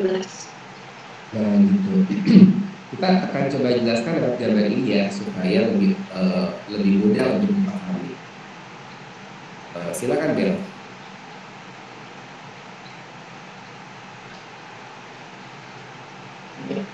Cara menguji validitas isi. Ferdinand tahun 2014. Cara menguji validitas isi yang pertama yaitu dengan peneliti melibatkan panel ahli. Kemudian panel ahli melakukan penilaian tampilan instrumen, uji validitas muka, dan panel ahli melakukan penilaian secara acak atas butir-butir instrumen, uji validitas sampling. Kemudian merujuk pada instrumen riset yang telah dipublikasikan melalui artikel ilmiah pada jurnal ilmiah bereputasi. Kemudian validitas isi tidak pernah mungkin diukur secara objektif. Nah, kenapa begitu? Bella tahu nggak kenapa validitas isi tidak pernah mungkin diukur secara objektif? Kenapa? Yo, kenapa coba?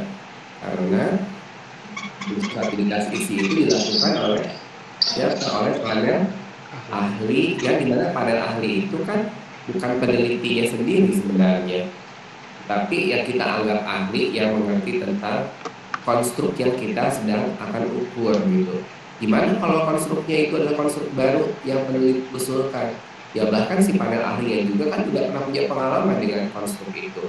Nah makanya kemudian validitas isi itu tidak pernah mungkin diukur secara objektif, karena kembali ke pendapat. Ya ingat ya, pendapat ahli gitu.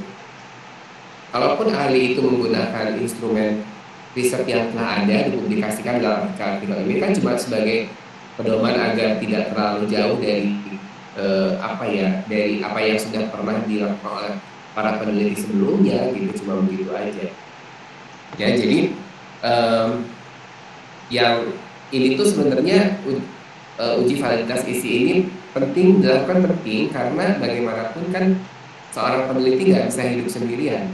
Untuk bisa sampai kepada kita mengenal instrumen itu valid atau tidak valid, ya kita butuh juga pendapat dari orang di luar kita, terutama adalah ahli ya. Jadi tetap penting aja. Sampai di sini siapa yang mau bertanya?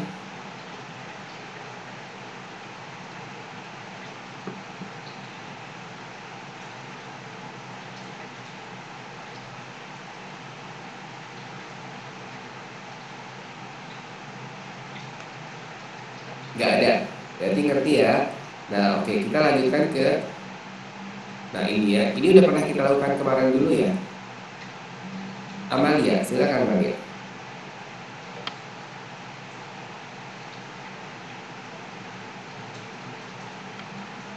Amalia Putri Halika. Iya Bapak, tapi mohon maaf tidak terlihat Pak. Terlalu kecil. Terlalu kecil. Sekarang gimana? Iya Pak. Uji logika hubungan antar indikator dari variabel yang dihipotesiskan menurut Ferdinand tahun 2014.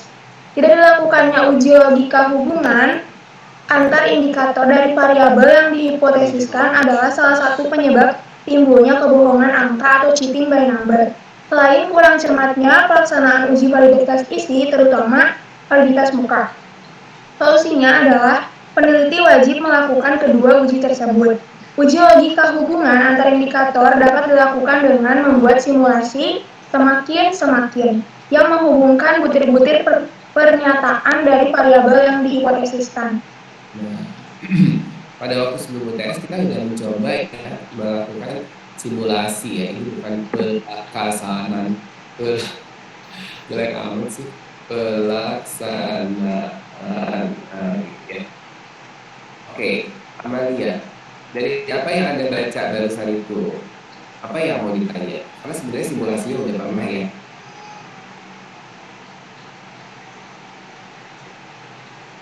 Sejauh ini tidak ada sih Pak, karena yang semakin itu sudah pernah di sebelum UTS. Ya, dengan asumsi bahwa kalian udah membuat indikator dari suatu variabel di mana kalian sudah lakukan uji validitas konstruknya, padahal kan belum ya pada waktu itu mah belum. Jadi nanti tantangannya itu adalah uji validitas konstruk tahap 1 sebetulnya yang paling besar ya, untuk mengoreksi kembali tugas kita yang kemarin. Nah gitu ya. Ya jadi jika uji validitas uji logika hubungan antar indikator dari variabel yang dihipotesiskan tidak dilakukan, itu berpotensi untuk menimbulkan cheating by number. Selain juga kalau kalian tidak melibatkan ahli untuk menguji validitas muka atau tampilan gitu ya. Nah, oleh karena itu kedua-duanya wajib dilakukan. Nah, kalau kita mewajibkan uji hubungan logika antar indikator, itu otomatis juga karena harus melalui dulu uji validitas muka dan uji validitas isi, maksudnya uji validitas konstruk pun juga jadi wajib pada akhirnya.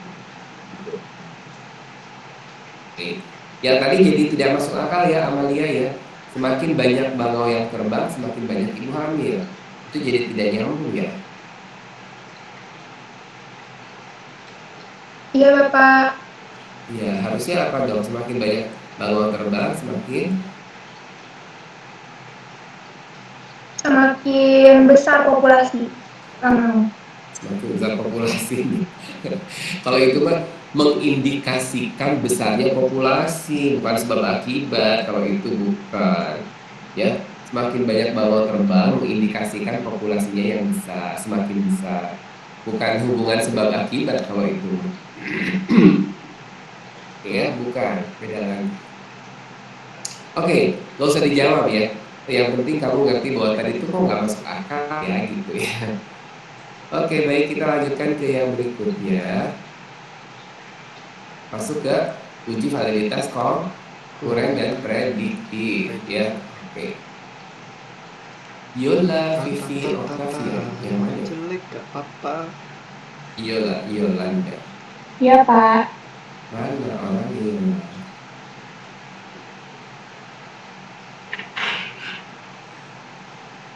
Oke, yuk. Silakan Yola. Uji validitas konkuren dan prediktif. Menurut Sugeng tahun 2016. Yang pertama, validitas konkuren menggambarkan hubungan antara skor pada suatu instrumen dengan suatu kriteria yang telah ada pada waktu yang sama. Konkuren adalah yang terjadi bersamaan. Yang kedua, validitas prediktif mendeskripsikan sejauh mana sebuah instrumen dapat memprediksi penampilan individu di masa yang akan datang. Yang ketiga, validitas konkuren sering digunakan menggantikan validitas prediktif untuk menyingkat waktu pengujian. Iya. Ya lah, ya mengerti ya maksudnya apa. Nah, ini yang kalian kerjakan di semester 5 gitu ya, terkait uji validitas itu adalah uji validitas konkuren gitu ya. Anda menggunakan rumus product moment kan untuk sampai mengetahui koefisien korelasi dari setiap butir skor butir gitu dengan skor total dari butir itu gitu ya, itu kalau dulu waktu semester 5. Nah, makanya perjalanan kita untuk membuat instrumen kita valid secara konkuren sama aja nih seperti ini. Ya, coba Dori, silakan Dori dibaca. Ya baik Pak. Bapak boleh digeser sedikit itunya. Nggak boleh. Itunya. PowerPoint-nya maksudnya Pak, mohon maaf. Nah, iya itu harus jelas ya, nggak boleh menyembunyikan objek ya. Ya Pak. Tahapan menguji validitas konkuren instrumen riset pemasaran menurut Supranto dan Lima Krishna pada tahun 2016. Yang pertama, siapkan data yang telah dikumpulkan dari paling sedikit 30 responden dengan menggunakan instrumen riset yang akan diukur validitasnya.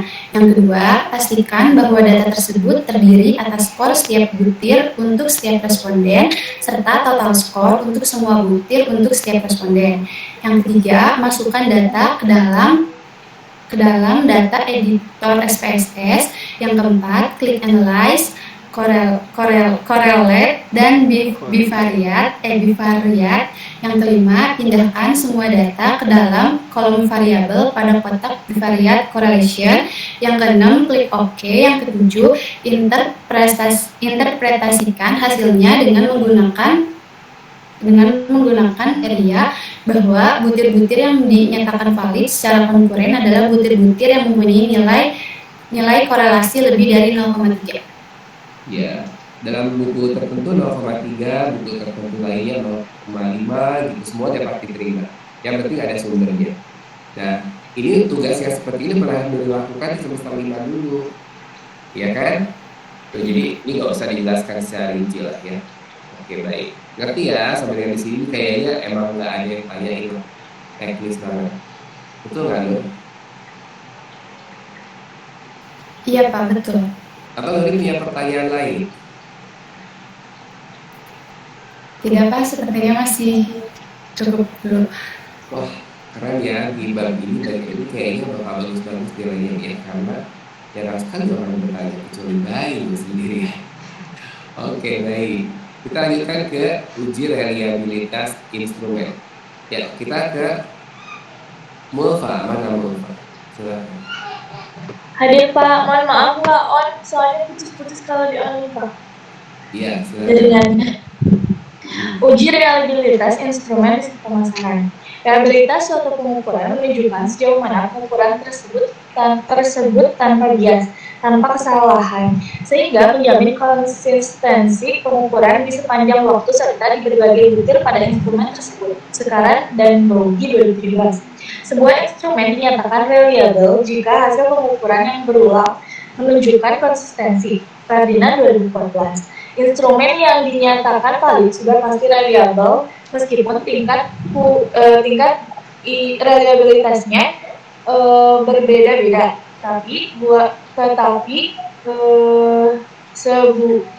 Bapak kurang besar. Apanya? Tapi sebuah instrumen yang sebuah instrumen yang reliable untuk valid. Ferdinand 2017, Sugeng 2016. Coba yang kalimat terakhir ini dijelaskan lebih operasional oleh Ulfa. Silakan. Jadi kalau instrumennya dinyatakan valid itu udah pasti reliable dengan reliable yang tingkat berbeda-beda. Tapi kalau sebuah instrumen yang reliable itu belum tentu valid. Nah, gitu ya, Ulfa. Kok bisa begitu ya? Ya. Gimana? Ya kalau dinyatakan valid udah pasti reliable gitu kan. Tapi kalau reliable belum tentu valid gitu. Iya, kok bisa? Bisa begitu.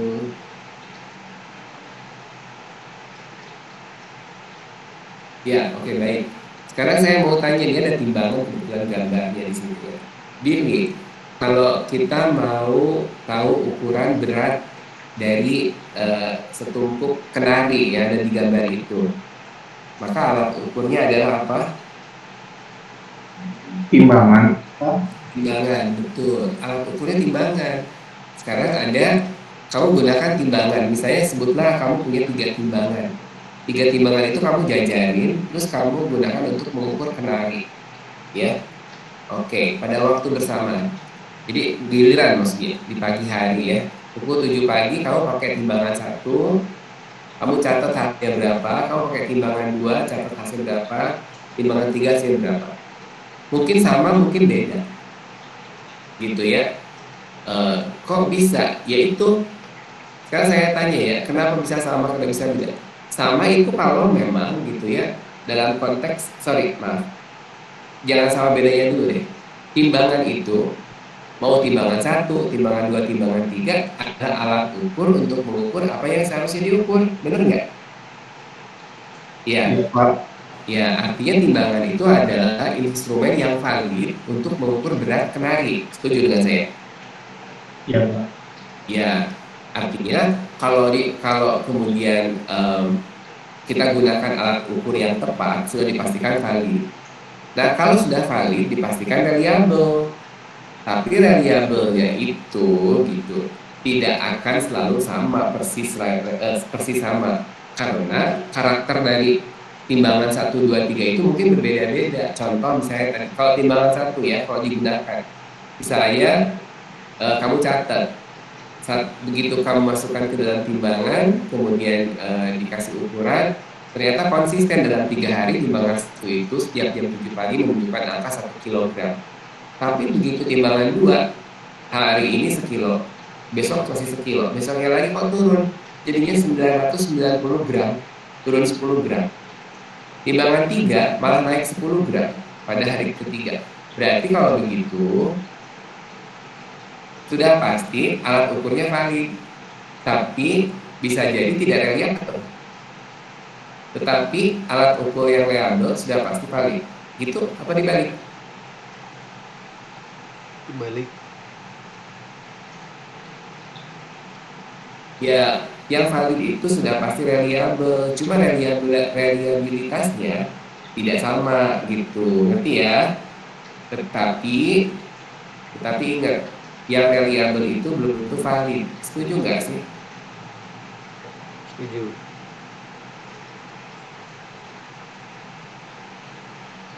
Setuju, Pak.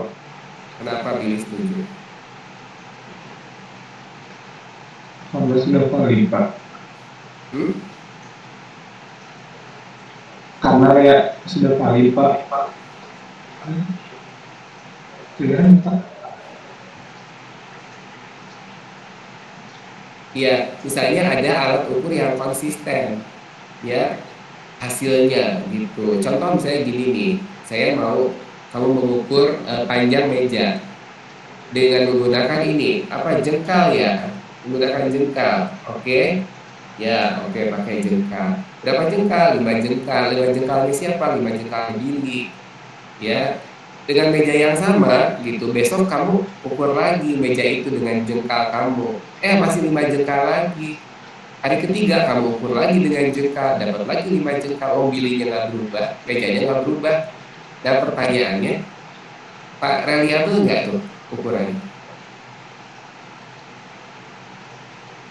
Hasilnya reliable nggak? Reliable. Tidak, Pak. Kenapa tidak? Kan sampai 5 jengkal, tetap tidak berubah. Meja yang sama kamu ukur dalam 3 hari, kecuali Billy itu jengkalnya menyusut tiba-tiba, misalnya kelingking kamu atau jempol kamu itu menyusut 2 cm setiap hari menyusut. Jempol kamu menyusut 1 cm setiap hari, gimana? Sama 5 jengkal nggak sih? Nggak akan. Tapi kalau jempol dan artinya tidak ada masalah dengan jari-jarimu, tiap hari kamu gunakan untuk mengukur meja tadi akan sama kan hasilnya 5 jengkal. Berarti kalau begitu reliable karena alat ukur yang konsisten. kamu gunakan itu reliable karena Karena konsisten. Iya, tapi tapi tidak valid. Kenapa tidak valid? Karena Ayo, kenapa tidak valid?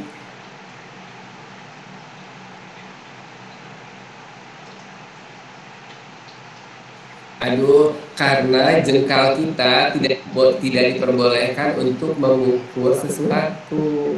Nanti kalau kayak gitu Karena bukan yang ini bukan Pak, alat ukurnya bukan gitu Pak, seharusnya bukan itu. Iya, karena alat yang digunakan untuk mengukur apa yang tidak seharusnya diukur. Iya, nanti kalau tanya, kalau Bayu berapa? Kalau Bayu, oh kalau saya mah, kata Bayu teh, berapa Bay? Kalau Bayu pakai jengkalnya Bayu cuma 4 jengkal. Oh berarti kalau gitu, kalau suci mah jadi 6 jengkal gitu kan. Kamu lebih kecil ininya, apa namanya, jarak satu jengkal. Sehingga kemudian itu jadi beda-beda dong. Memang konsisten tergantung jengkal siapa gitu ya. Konsisten tergantung jengkal siapa. Makanya jengkal tidak dapat digunakan untuk mengukur panjang suatu benda. Harus menggunakan apa? Meteran Pak. Meteran, betul. Itu pun meteran bukan meteran kain. Harus meteran untuk gitu ya. Yang meteran kain ya, yang di tukang kain itu loh. Harus meteran untuk meja. Gitu. Nah, kalau untuk ukur lingkar perut, Bayu pakai apa? Pakai meteran juga.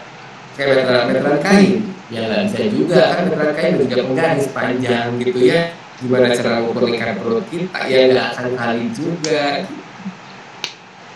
Jadi valid itu udah pasti reliable, cuma reliability-nya berbeda-beda gitu seringkali.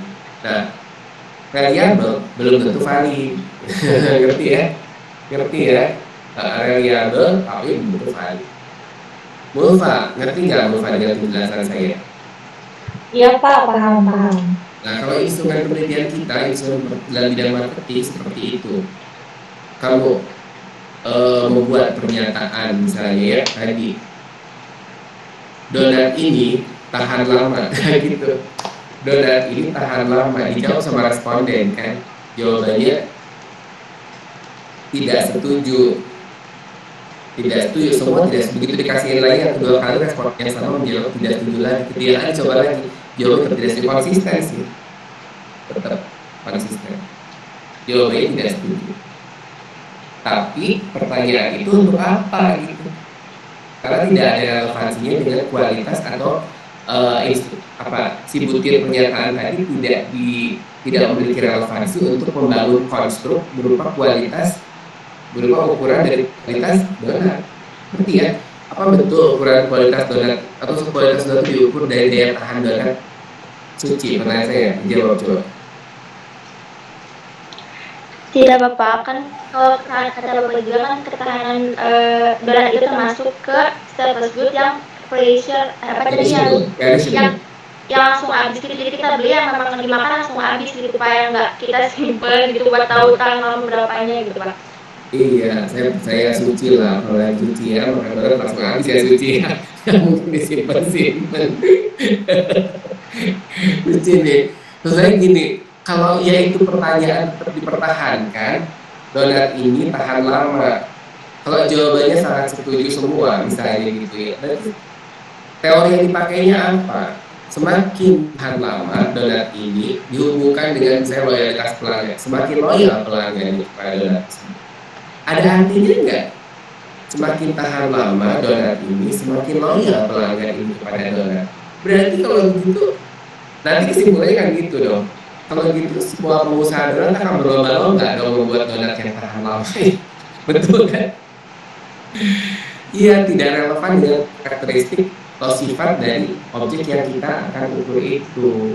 Donat tidak diukur kualitasnya dari daya tahannya, sehingga kemudian kalau kita pertahankan item itu menjadi apa? Menjadi cheating by number karena tidak memberikan kontribusi pada konstruk, tidak membangun konstruk, tidak membangun rumah donat gitu, enggak sama sekali. Dan jadinya itu harus dibuang. Jadi pertanyaan jawabannya mungkin reliable, konsisten, orang akan jawab terus sama, tetapi sebenarnya pertanyaan tidak perlu. Jadi artinya si instrumen tadi tidak valid karena tidak mengukur apa yang seharusnya diukur. Itu ngerti ya? Contoh misalnya ya, handphone ini andal. Kata andal dalam mengukur handphone itu tidak dipahami oleh responden. Itu bisa membuat responden itu berpikir berdasarkan persepsinya masing-masing yang sangat tidak mengelompok kepada apa yang didefinisikan secara konseptual, definisi konstitutifnya misalnya tentang arti andal itu sendiri. Itu juga perlu dibuat. Nah, seperti itu. Oke ya, nah karena ini udah pernah juga dibahas, dibaca aja, coba. Ayo, silakan dibaca.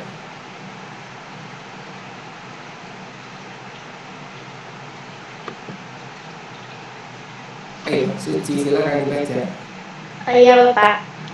Tahapan uji reliabilitas instrumen menurut Supranto dan Lima Krishna tahun 2016.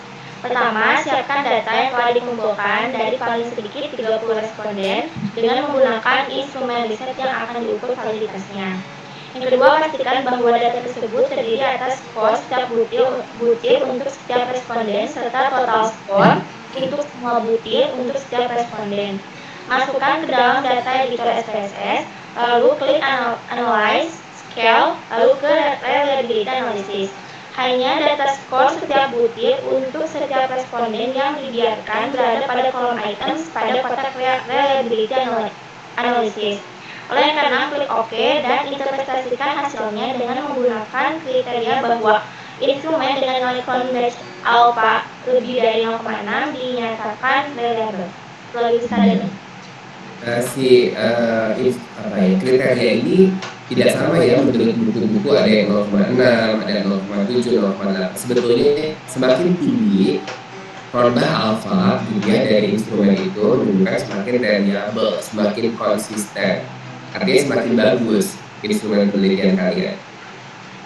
Oke, sampai di sini aja saudara, karena ini balik lagi ke slide yang tadi ya. Nah sekarang kita punya waktu untuk diskusi. Siapa yang mau bertanya dulu?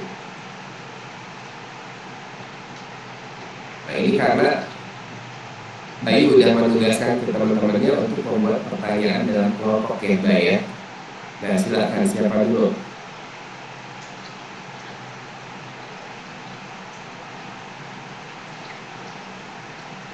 Ini kelompok Bayu udah ya? Ya, Amalia, silakan. Terkait ini Pak, tapi validitas isi. Jadi kan tadi ada yang semakin butir skala mewakili wilayah atau keluasan konsep yang diukur, maka semakin besar validitas isinya. Nah, seperti apa Pak skala yang mewakili wilayah itu, dan mengapa ketika semakin mewakili semakin besar validitas isinya Pak? Terima kasih.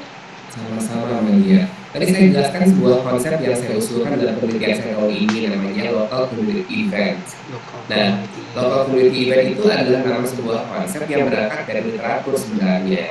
Tetapi dalam konteks empiris tentu berbeda-beda, di mana dulu local community event itu di Swiss, di Amerika, di Australia, atau di Indonesia, di Bandung, di Asia Afrika, lebih spesifik lagi kan, nah gitu. Jadi kita harus mengerti bahwa kita akan mengukur objek yang dinilai itu dalam konteks empirik. Jadi yang kita lakukan adalah bukan kita itu hanya membaca artikel ilmiah yang mengungkapkan riset-riset tentang local community event, tetapi kita juga harus turun ke lapangan untuk mengenal lebih jauh, lebih detail, lebih rinci, lebih dalam tentang local community event yang dimaksud. Karena karakteristiknya pasti beda. Kita harus kenal dulu dengan komunitas itu dalam arti ketuanya mungkin, dan beberapa alat kita lakukan wawancara yang mendalam sampai kita bisa mendapatkan bangunan konstruk yang benar. Sehingga kemudian ketika kita membuat alat ukur, semua alat atau semua komponen dari butir-butir item itu udah mencakup semua hal tentang karakteristik dari si komunitas local community event itu yang dikelola from jury itu gitu. Gak ada yang terlewat. Jadi semakin lengkap, semakin mewakili kan, berarti semakin betul-betul kita mengukur local community event yang dimaksud. Makanya tadi saya udah bilang ke kelompoknya kelompoknya Suci kan, karena Suci mengangkat objek yang dinilainya adalah Gunung Bromo, ya idealnya Suci dan teman-teman itu kan ada di Gunung Bromo untuk mengumpulkan atau untuk mengonstruksi bangunan konstruknya, gitu ya. Jadi waktu itu variabelnya apa Suci contohnya? Contoh variabel kamu ya, variabel independennya apa? Citra destinasi, Pak. Nah, citra destinasi. Citra destinasi, definisinya kan sudah jelas ya, kesan ya dari wisatawan terhadap destinasi tersebut. Nah, kalau kesannya sendiri definisinya sudah sangat jelas lah itu. Kalau yang namanya definisi konstitutif itu kan dijelaskan dengan konsep yang lain. Jadi kita harus menjelaskan apa yang dimaksud dengan kesan. Nah, kesan itu kan abstrak gitu, karena itu melekat sebagai karakter psikologi manusia kan. Nah, yang konkretnya apa? Yang konkret itu adalah objek yang dinilainya apa? Gunung Bromo. Nah, kesan konsumen tentang Gunung Bromo, kesan wisatawan tentang Gunung Bromo itu mestinya gitu, urai selengkap kita bisa lakukan. Caranya ya datang ke Gunung Bromo. Kita lakukan pengamatan secara mendalam sampai kita bisa mendapatkan informasi yang lengkap. Mulai dari karakteristik Gunung Bromo-nya sendiri, karakteristik budaya yang ada di sana gitu ya, suku Tanggan yang kemudian menjadi augmented produknya atau kalau kamu sebut keunikan dari gunung berapi Indonesia ya, yang membedakannya dari gunung berapi lain. Jadi ada paket lengkap lah kalau itu gunung Bromo. Tapi kalau kita cuma ngandelin dari hasil riset sebelumnya ya akan cukup. Makanya kita jadinya nanti terperangkap di dalam tidak ada kebaruan. Kita tidak memberikan saran apapun gitu kepada keilmuan kepada pohon ilmunya, karena konsep yang kamu gunakan konsep yang dibangun oleh peneliti sebelumnya, tapi kamu tidak memberikan kontribusi apapun. Nah gitu, supaya lebih bagus risetnya tentu kamu harus ke lapangan mengamati sendiri gitu. Tidak hanya kata orang nggak bisa gitu, paham ya? Nah jadi semakin lengkap, semakin mewakili karakter dari atau sifat dari objek yang kita nilai gitu, itu akan semakin valid secara isi. Kan isi judulnya. Gitu Amalia. Baik Bapak, terima kasih atas penjelasannya. Sama-sama. Berikut dari grup yang lain. Amalia grup berapa? Grup 1 Pak. Oke, Bayu grup apa? Grup 2, Pak. Nah, kan grup 3 sebenarnya.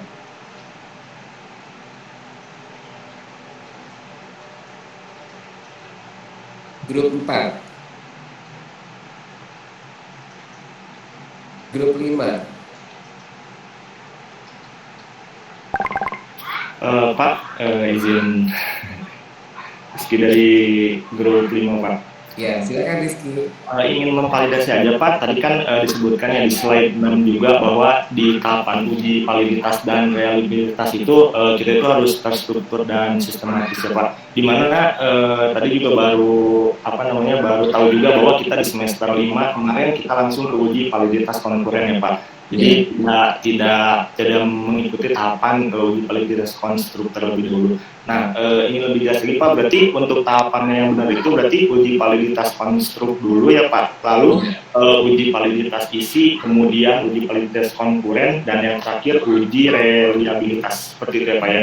Ya, tapi Rizky perlu ketahui ya, uji konstruk 1 dan 2 itu bisa berdekatan atau bisa tidak. Jadi maksudnya gini, uji validitas konstruk 1 terus langsung diikuti uji validitas konstruk 2 ya, yang tadi menggunakan analisis faktor itu boleh langsung. Baru kemudian uji validitas isi, baru uji logika hubungan antar indikator, baru uji konkuren, validitas konkuren, baru uji validitas uji reliabilitas. Kenapa boleh begitu? Maksud saya, tetapi itu biayanya cukup mahal untuk yang nomor 1. Kenapa? Karena pada waktu kamu selesai mengonstruksi atau membuat bangunan konstruk gitu ya, kemudian kamu harus melakukan uji validitas yang konstruk yang kedua itu dengan mengumpulkan data dulu kan, mengumpulkan data dari responden sebanyak 30, kemudian kamu cari tahu dulu apakah kemudian koefisien korelasi dari setiap konstruk itu membangun konstruknya atau tidak gitu. Baru selesai itu, oke udah oke semua, kamu bawa ke ahlinya, ke ahlinya dalam arti panel ahli kalau mahasiswa penguji lah ya atau penelaah gitu untuk didiskusikan. Nah, bisa jadi nanti kata penelaah itu ini kurang, ini saya perbaiki lagi, itu namanya disebutnya uji validitas isi kan, gitu ya. Terus nanti kamu harus ulang lagi kan, uji lagi gitu ya validitas konstruknya gitu, seperti itu. Makanya kan untuk uji validitas konstruk tahap 2-nya itu dianjurkan bagi mahasiswa sih ya, setelah selesai uji validitas isi. Nanti supaya tidak ngumpulin 2 kali, karena kalau nanti gitu ngumpulin 2 kali, kalau uji validitas konstruk 2 dilakukan setelah uji validitas isi, nanti bisa berbareng soalnya dengan uji validitas konkuren. Jadi tidak harus 2 kali kerja gitu, ngerti ya? Karena uji reliabilitas, jadi uji validitas konstruk 2, uji validitas validitas konkuren dan uji reliabilitas itu bisa bareng datanya, nggak usah dipisah-pisah. Ngerti kan yang saya maksud? Ya, mengerti Pak. Baik Pak, terima kasih Pak. Sama-sama Rizky. Oke, baik. Ada lagi nggak? Grup 3, 4, 5 ini mestinya tidak nakal ya Bayu ya, mereka nggak nyiapin pertanyaan ya Bay ya. Mungkin juga sudah terwakili dari kelompok yang sudah bertanya gitu Pak. Allah, kamu semua ngebela-belain gitu, itu juga kali, itu kan kewajiban. Ya Allah Musawa, tapi kan saya pengen tahu dong, siapa sih grup, emang nggak ada ya mereka, padahal nggak ada grup 3, siapa? Oh nggak ada, grup 4. Oh emang nggak ada ya, grup 5 dari Rizky, grup 6. Iya Pak, Mufa. Mufa, oh, itu apa Mufa pertanyaannya? Tadi kan Pak penyebab timbulnya kebohongan angka atau justify number itu nggak dilakukan uji logika hubungan antara indikator dari variabel yang yang dimaksudnya. Nah, ya, nah makanya solusinya katanya peneliti itu wajib melakukan kedua uji tersebut, yaitu uji validitas isi terutama validitas angka. Nah selain kedua uji tersebut ada nggak sih Pak uji lain lagi buat ini yang justify number itu? Itu. Nggak ada sih, nggak ada. Kalau sebetulnya ada yang disebut dengan uji validitas konvergen, ada uji validitas diskriminan gitu. Itu nggak saya tulis semua. Kalau ditulis uji validitasnya banyak banget. Nanti kalian pusing sendiri. Mau diajarin juga uji-uji itu. Wah, seru ya kalau banyak banget ya. Makin banyak makin seru. Ada. Kita bukan orang statistik lah. Kita pemakai, kita users. Jadi Mulfa, saya perlu diberitahu bahwa apa yang saya sampaikan tadi yang standar kita lakukan di dunia marketing aja. Jadi yang juga yang paling penting lah maksud saya. Jadi uji validitas konvergen nggak dilakukan, uji validitas diskriminan itu juga nggak dilakukan. Nah, yang lain, gitu. Iya benar. Yang penting tadi itu ya Pak ya. Enggak ini yang dianggap paling penting aja ya. Kita penting. Dan ini pun juga butuh waktu loh ya, hati-hati ya, butuh tenaga ekstra, butuh. Suci kan pernah bilang kemarin kalau dalam dunia finance nggak kayak gini ya Suci ya. Iya Bapak, karena kan memang operasional alat ukurnya itu memang pasti gitu kan, rasio kan skala ukurnya. Nah itu memang sudah ada rumusnya gitu Pak, jadi kita nggak perlu membuat instrumen riset seperti ini. Tuh ya, karena yang dijadikan sebagai objek yang diukurnya itu tidak abstrak atau lebih ke konkret gitu ya. Seperti meja itu konkret, jadi mau mengukur panjang meja gitu, lebar meja, ya mudah, tinggal bawa alat ukur namanya meteran gitu, karena konkret. Jadi variabel ukuran meja itu sangat jelas. Tapi kalau variabelnya kepuasan pelanggan kan bingung kamu kalau nggak dibuat konstruknya dulu, itu nggak? Kalau nggak dibuat konstruk bangunan rumahnya si kepuasan, loyalitas juga abstrak, minat untuk kembali abstrak, persepsi atau kesan wisatawan tentang Gunung Bromo kan abstrak. Walaupun Bayu udah pernah ke Gunung Bromo, kan saya nggak tahu isi kepala Bayu itu apa. Kan dulu secara fisik pikir gaji gitu dibuka diambil otaknya, ya nggak akan kejawab juga, betul kan? Ya, jadi kita harus menggunakan instrumen tertentu, instrumen tersendiri. Oke, Cantika silakan.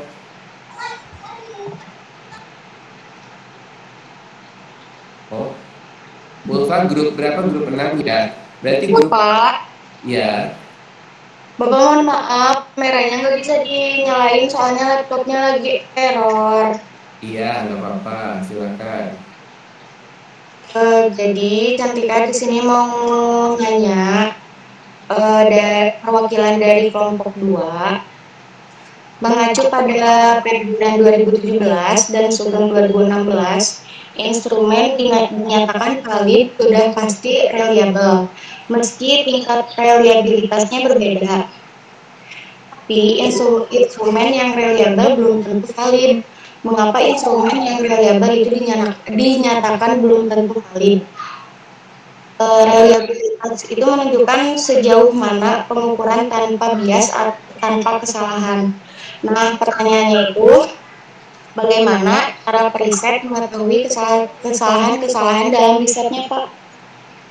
Terima kasih. Iya, oke baik.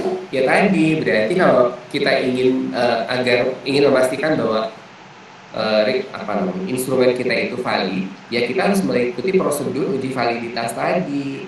Yang pertama harus uji validitas konstruk, nggak boleh nggak wajib.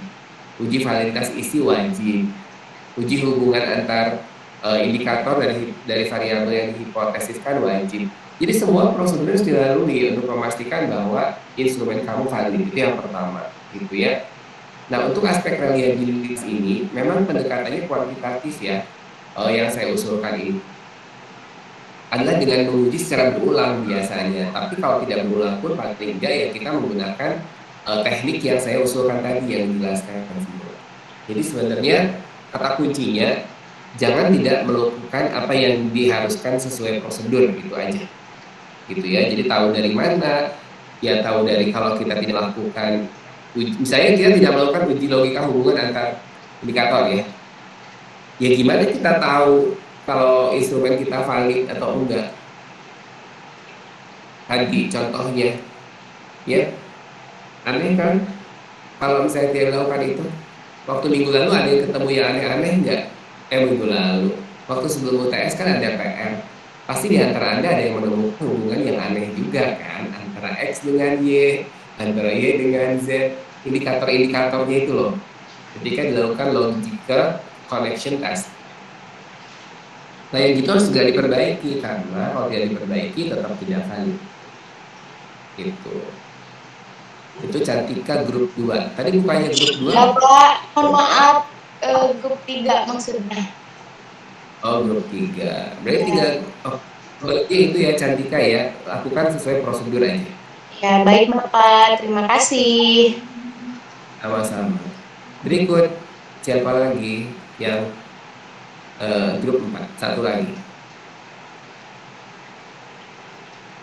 Bapak mau izin bertanya. Ya, Sinta Salsabila, silakan. Ya, maaf Kak, tadi lagi ada ya saya belum paham mengenai kan konstruk merupakan konsep yang abstrak dan sering disebut sebagai variabel laten. Nah, maksud dari variabel laten itu seperti apa? Seperti apa Pak contohnya? Ya, variabel laten itu adalah nama atau istilah yang disematkan kepada konstruk ya atau konsep yang bersifat abstrak. Ya tadi, jadi kalau kita bicara konsep ya diawali dari sebuah konsep. Apapun di dunia ini adalah sebuah konsep sebetulnya ide atau gagasan manusia yang kemudian di apa ya istilahnya di ada istilah terus kayak saya lupa ya. Kemudian dinamai gitulah ya lebih tepat dinamai. Jadi Yasinta tuh ada cangkir di depan Yasinta ya cangkir itu nama dari sebuah benda yang sebetulnya adalah abstraksi dari suatu proses mental seseorang yang menghasilkan penamaan itu karena fungsi. Cangkir sama gelas sama atau beda ya Sinta? Beda. Bedanya apa? Cangkir itu yang ada pegangan pinggirnya.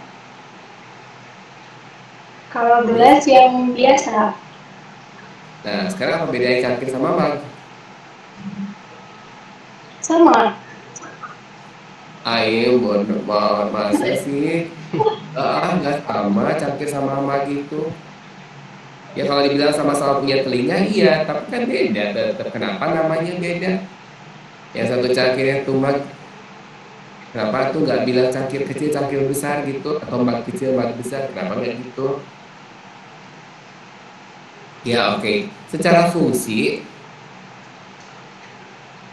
mungkin sama, tapi secara ukuran, volume gitu ya, itu beda. Jadi kenapa nama itu muncul? Karena ada data, sorry, ada aspek empiris atau fakta yang menunjukkan perbedaan-perbedaan tadi sehingga membutuhkan penamaan-penamaan. Nah, cangkir, gelas, mug itu semua adalah konsep-konsep yang bersifat konkret. Konsep yang bersifat konkret ini bisa jadi variabel, bisa karena dia mengandung variasi gitu ya. Dan itu tidak disebut sebagai variabel laten. Ya disebut variabel aja kalau itu mah. Disebutnya konsep yang bersifat konkret. Nah, di satu sisi gitu karakter atau sifat-sifat tertentu yang memang tidak konkret atau bersifat abstrak. Ya contohnya tadi karakteristik psikologi manusia. Psikologi manusia itu bersifat abstrak, ya tidak konkret. Sehingga kemudian seperti contohnya persepsi itu disebut sebagai konstruk karena konsep persepsi itu bersifat abstrak dan kemudian juga sering disebut sebagai variabel laten gitu ya, istilahnya itu mas sebetulnya. Nah, dalam posisinya sebagai variabel laten itu kan kalau mau diukur tentu saja membutuhkan ukuran-ukuran, maka diturunkanlah dalam bentuk variabel manifest. Variabel manifest itu indikator gitu ya sebenarnya. Ya, jadi variabel manifest itu adalah variabel yang teramati. Variabel laten adalah variabel yang tak dapat diamati. Jadi kalau persepsi Yasmin tentang Gunung Bromo, ya itu sih namanya variabel laten. Tapi kalau sudah sampai kepada kesan Yesi, kesan Yesi terhadap pemandangan Gunung Bromo, kesan Yasinta sampai kok Yesi sih, kesan Yasinta tentang udara atau kesejukan di Gunung Bromo gitu, yaitu yang disebut dengan variabel manifest atau indikator karena bisa diamati dan bersifat konkret. Jadi sebenarnya tugas dari para peneliti itu adalah mengkonkretkan sesuatu yang bersifat abstrak. Ya, jadi variabel laten harus dibuat menjadi variabel manifest. Nah, begitu ya Sinta. Iya Pak, terima kasih Pak atas penjelasannya. Iya, sama-sama. Oke, baik. Apakah ada pertanyaan lagi atau tidak?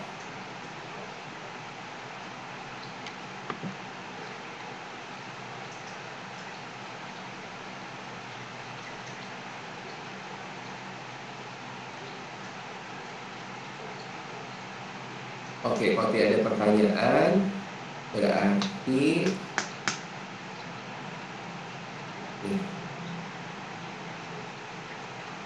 jadi kita balik ke yang terakhir penutup. Penutupnya itu adalah apa tadi? Coba kau Penutupnya lagi. adalah ini. Penutupnya adalah ini. Yang baik penutupnya baik. Nah, ini. Balik lagi yang tadi. Quote of the day-nya apa?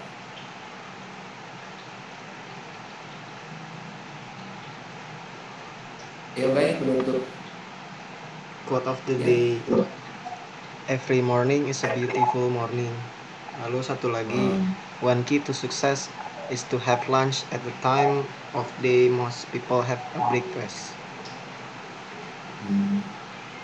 Jadi untuk yang quote pertama, mengajak Bayu untuk selalu berpikir positif tentang hari-hari.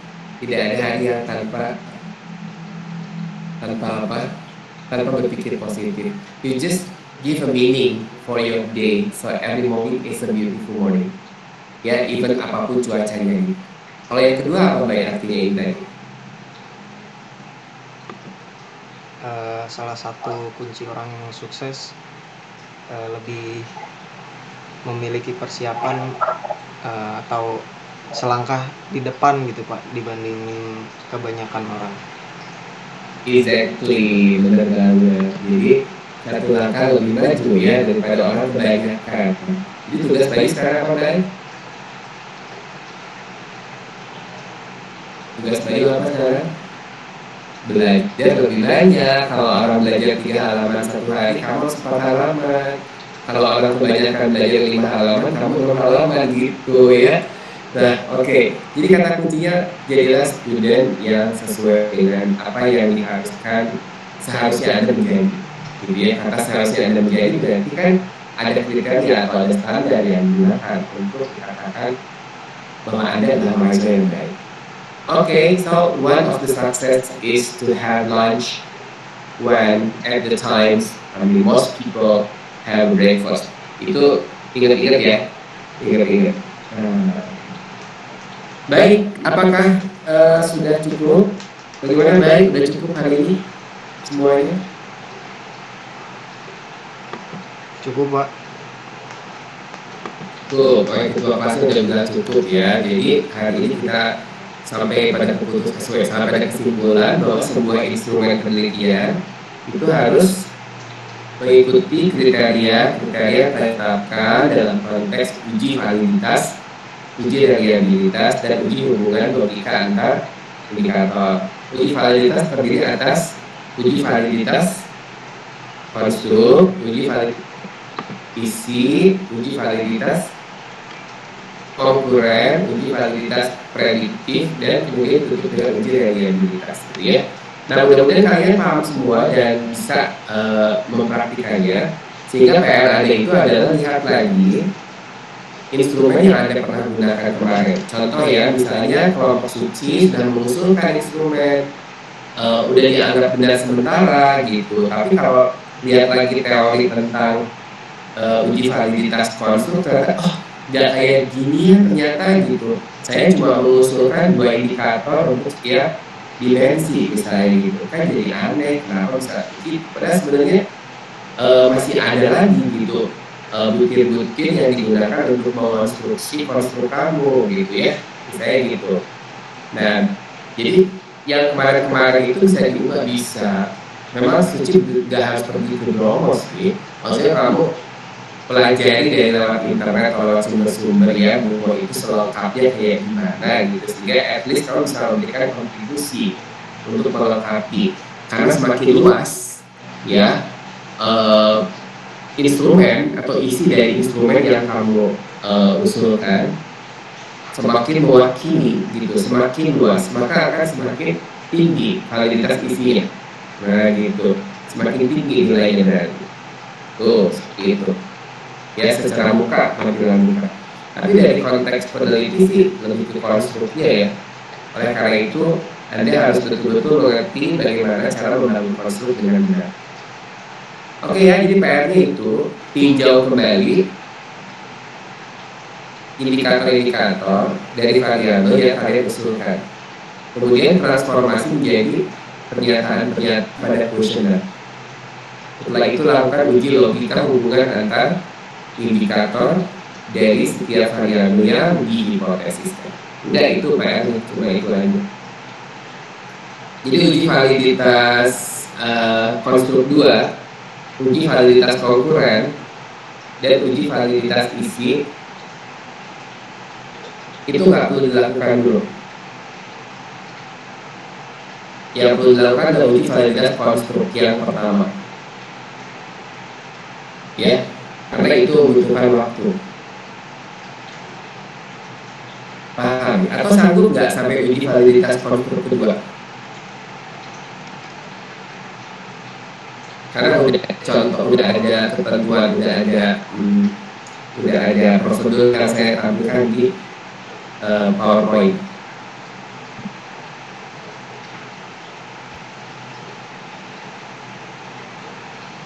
Ya, gimana nih, Baik? Gak ada pendapat nih?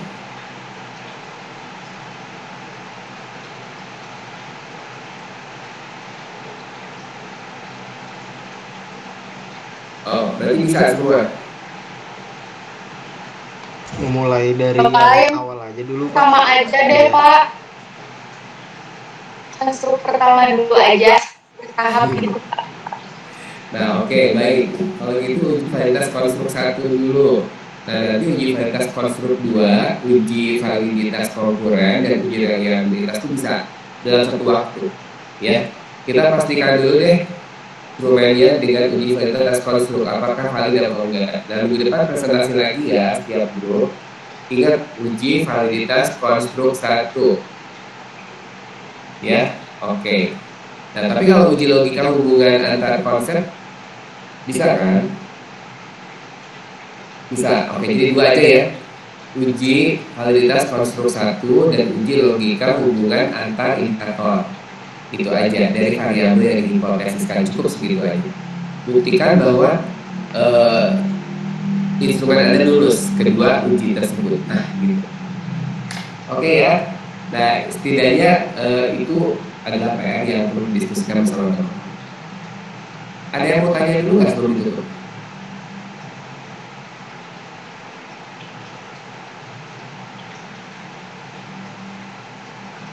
Ya, kalau tidak ada pertanyaan, berarti saya udah paham ya. Baik di dalam bekerja ya, kan setiap kali kita mendapatkan pengetahuan baru, itu sebaiknya dipraktikkan supaya nanti bukan cuma berakhir di pemahaman, kemampuan kognitif, juga berakhir pada keterampilan atau kita sebut psikomotorik ya dalam. Nah, demikian pertemuan kita hari ini.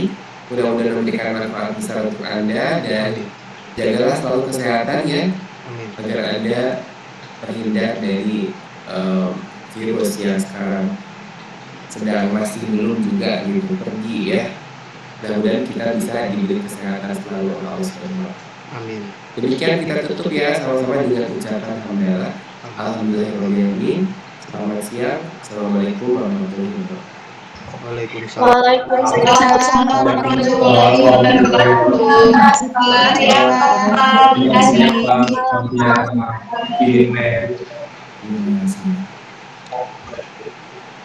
Iya Pak. Iya.